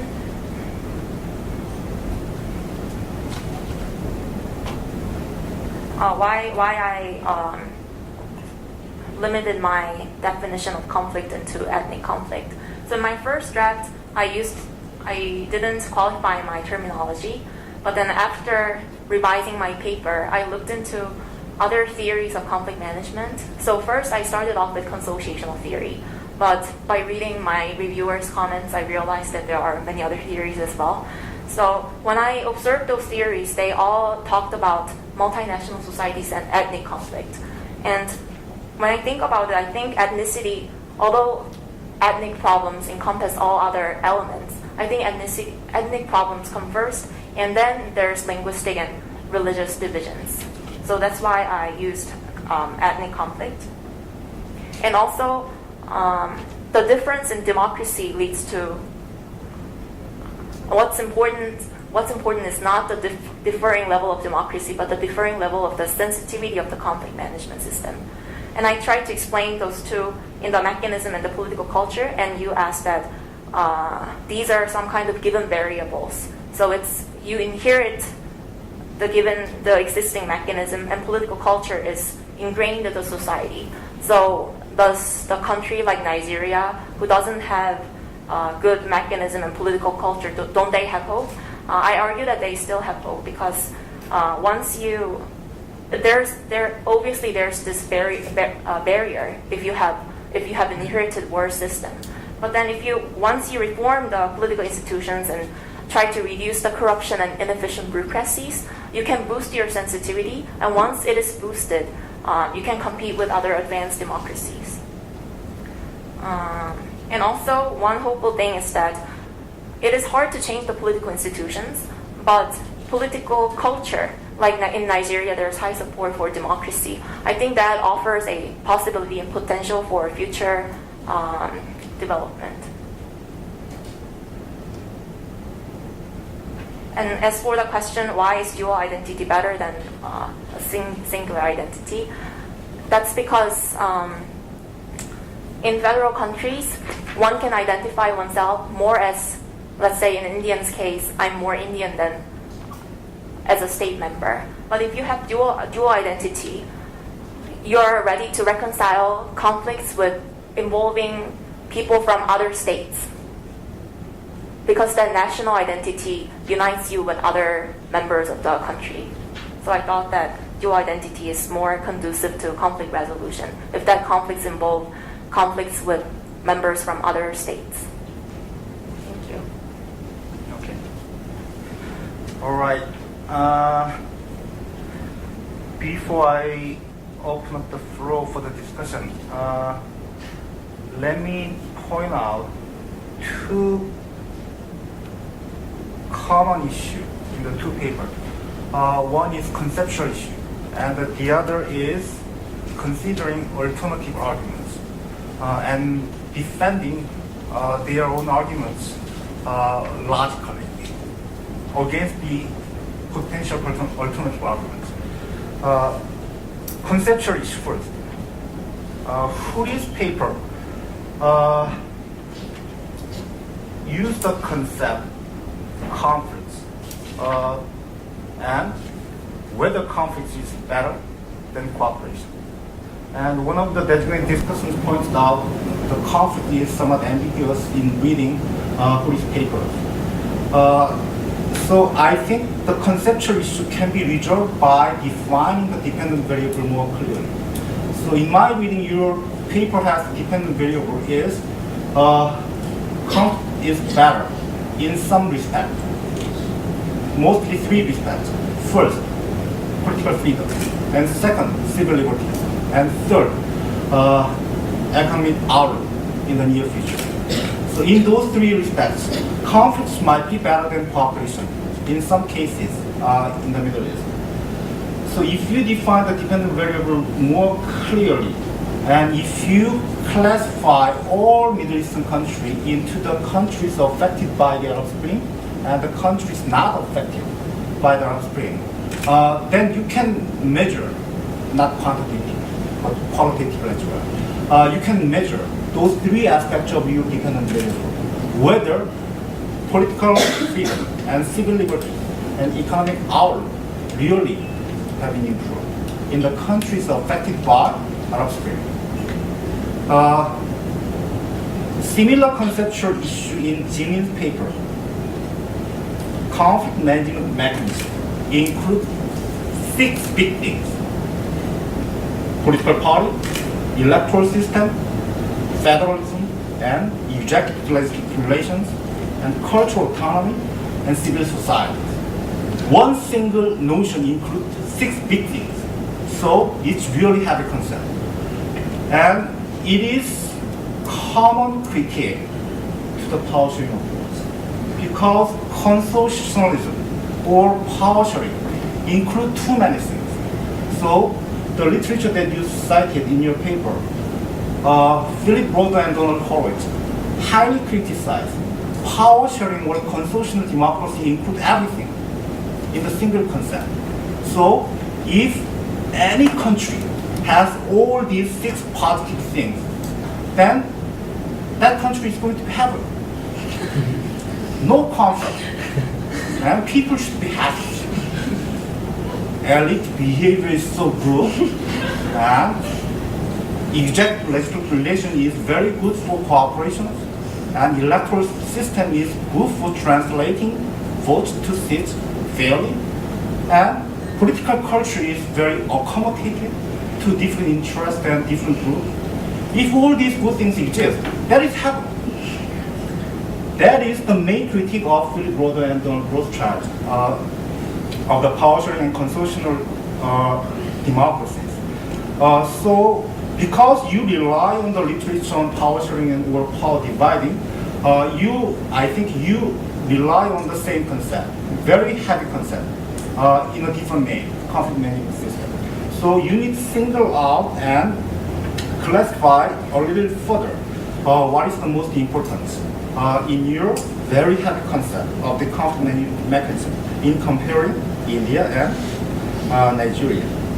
And the second common issue between Hui and Jimin's paper is alternative arguments. Jimin's paper first. Alternative arguments can be made in many different ways in comparing India and Nigeria. if you read some literature written in English about India, and if you read some literature about Nigeria written in English, your immediate conclusion is India is much better than Nigeria. That is immediate conclusion that you can draw from reading the English literature on those two countries. But alternative arguments can be made as regard to the question of why. Why India is better than Nigeria? Because India and Nigeria share some similarity but a lot more differences. So you can find more importance and more different aspects in answering the question of why India is better than Nigeria. By the way, is there any person from Nigeria? I don't want to offend. So alternative arguments can be made such as in terms of distribution of resources, especially oil resources, Nigeria is inevitably very conflict-prone societies. Oil resources is concentrated in particular regions. So central governments and the local governments have been fighting almost all the time to take more revenue from those oil resources. And especially if the ethnic group and religious identities and linguistic identities are different from central government elites and the local government elites, the conflict is inevitable. And that conflict is going to be very violent. So alternative arguments can be made by comparing two very different countries. So although you emphasize the similarity and commonality between India and Nigeria, I believe you know a lot more differences exist in those two countries as well. And in dealing with alternative arguments on this paper,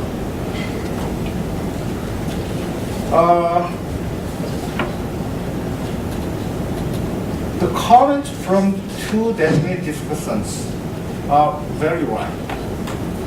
How do we know the Arab Spring is really good for those countries like Tunisia, Egypt, Syria, and Libya? How do you know? And Egypt and Syria are now having very violent and turbulent process. People are being killed. So how can you say the Arab Spring actually has generated a lot of positive change? So in order to deal with this kind of critique and responses, you can use counterfactual reasons. Counterfactual reasoning means you have to think, what if there was no mass protest in Tunisia and Egypt and Syria and Libya? And if there was no massive protest or conflict in those countries, then those countries would have been better than they are now, or they are actually better than the counterfactual situations. So in order to deal with the alternative arguments that can be raised by two designated discussant critique and comments, you have to think in a more creative ways. So you have to rely on your imagination and your intelligence about supposing some counterfactual situation. All right? Okay. And now I think most of the audience could understand what these two ladies have been presenting to us. So now floor is open for the discussion. Any question and comments and critique from the audience? About the situation, Arab Spring. I think Huri Kim, she explained details about reasons why it happened. And it was mostly internal reasons which happened in that particular countries. But I think there are also, I can call them like external reasons. Yeah, and still the situation is going on, and there is kind of huge role in that particular situation. The North Atlantic Treaty Organization, as you know, there were some actions that was taken by their countries. So I think it's not only because of lack of democracy and other things, it's also because of interest some developed and powerful countries. So this is my remark, and for your further research, maybe you should look at this moment as well. Thank you. From India, so I wouldn't just... thank you, really. I really feel good that really Indian democracy is really good. But I am really critics of Indian democracy in so many ways. So, actually, the two presentation you talk about the Lokpal bill and Indian democracy and the revolution is very quite different from the Arab Spring because of we have a strong institution and democracy, and especially also a strong political party. So there is a two aspects. It's also like a positive and negative. Positive aspect that we easily deal with what the civil society do with all the revolution, and it's like it's very easy to bring them on the table to negotiation. But in case of the Arab Spring, it's very difficult to negotiate because they are much more violent in compared to what we have a revolution. There is a good part of the democracy. What is bad about that one? What we dealing, there's a very less chance to change actually. Arab revolution really changed a lot, but in case of the Indian revolution, because of the Lokpal bill, we didn't get a lot what we want actually. So that is a negative part of the also democracy because of the strong political party and institution. So a lot of negotiation also sometimes kill the wish of the people. So so that's I want to give a comment about that. Thank you. Okay, the essence of your comment is Indian democracy is not that good. Another question over there. Yeah.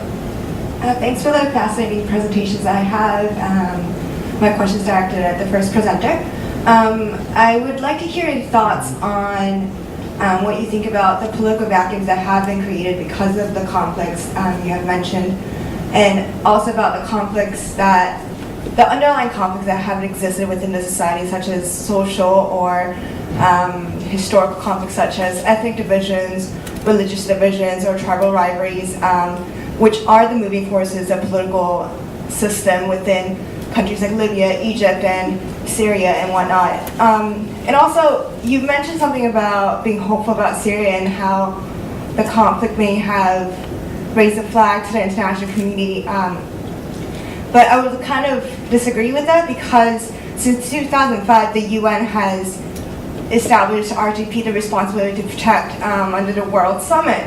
But at the same time, the international community has not done that. And I think Syria case actually works against your hopeful case or hopeful argument or opinion about how conflict could actually bring about better changes. So I would just like to hear a little bit more about that. Okay, thank you so much for your comment. I do agree that there were external factors that contributed to the conflict of the Arab Spring, not just an internal conflict. But I dealt with internal reasons more on the paper because I thought the long-term underlying political, economics, social context was more important in explaining my paper. But I definitely agree that the external reasons could have made a better argument. And thank you for your comment as well. So as for the political vacuum and new conflicts that have been created from the Arab Spring, it is very visible. Like most of articles or literature about the Arab Spring will now say that it is actually not better, and that is exactly because in countries like Syria, conflict is ongoing, and and the reason I did mention the international community, but I'm very skeptical as well about whether any action will be taken by the international community for Syria. So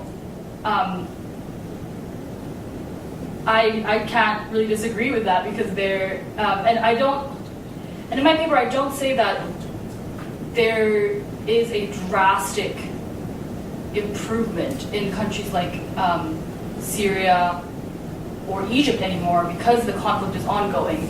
So it's, I don't know, I feel like it's difficult for me to answer these kinds of questions because they're still in transition and the conflict is still ongoing.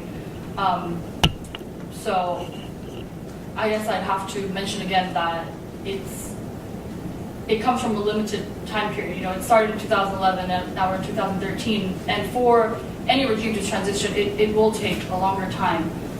So that's why I was saying it in a more hopeful way because regime transitions will take longer than 2 years. In that sense, I was hoping that something positive. It will be positive. All right, then let me make a few closing remarks. First of all, to 5 paper givers. I hope all 5 givers feel pride and responsibility. First, pride.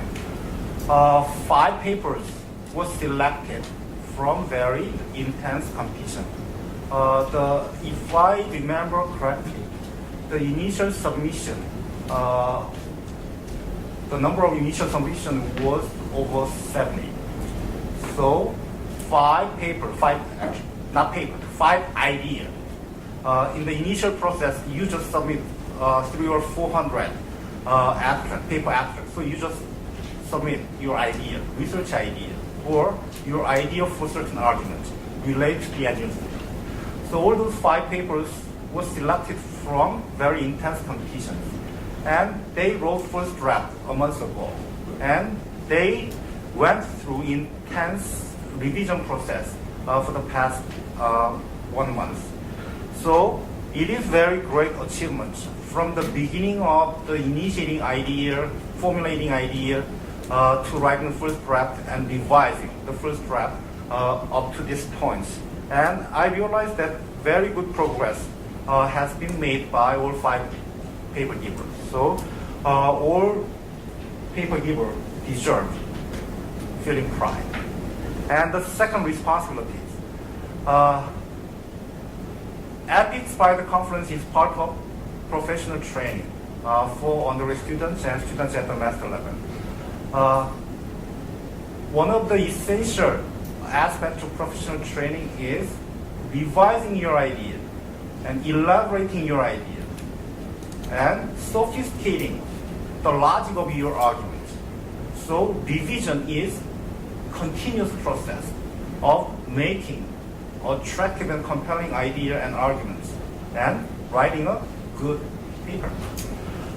So all the five papers that we have listened to today will be eventually published digitally at the EPIK Journal.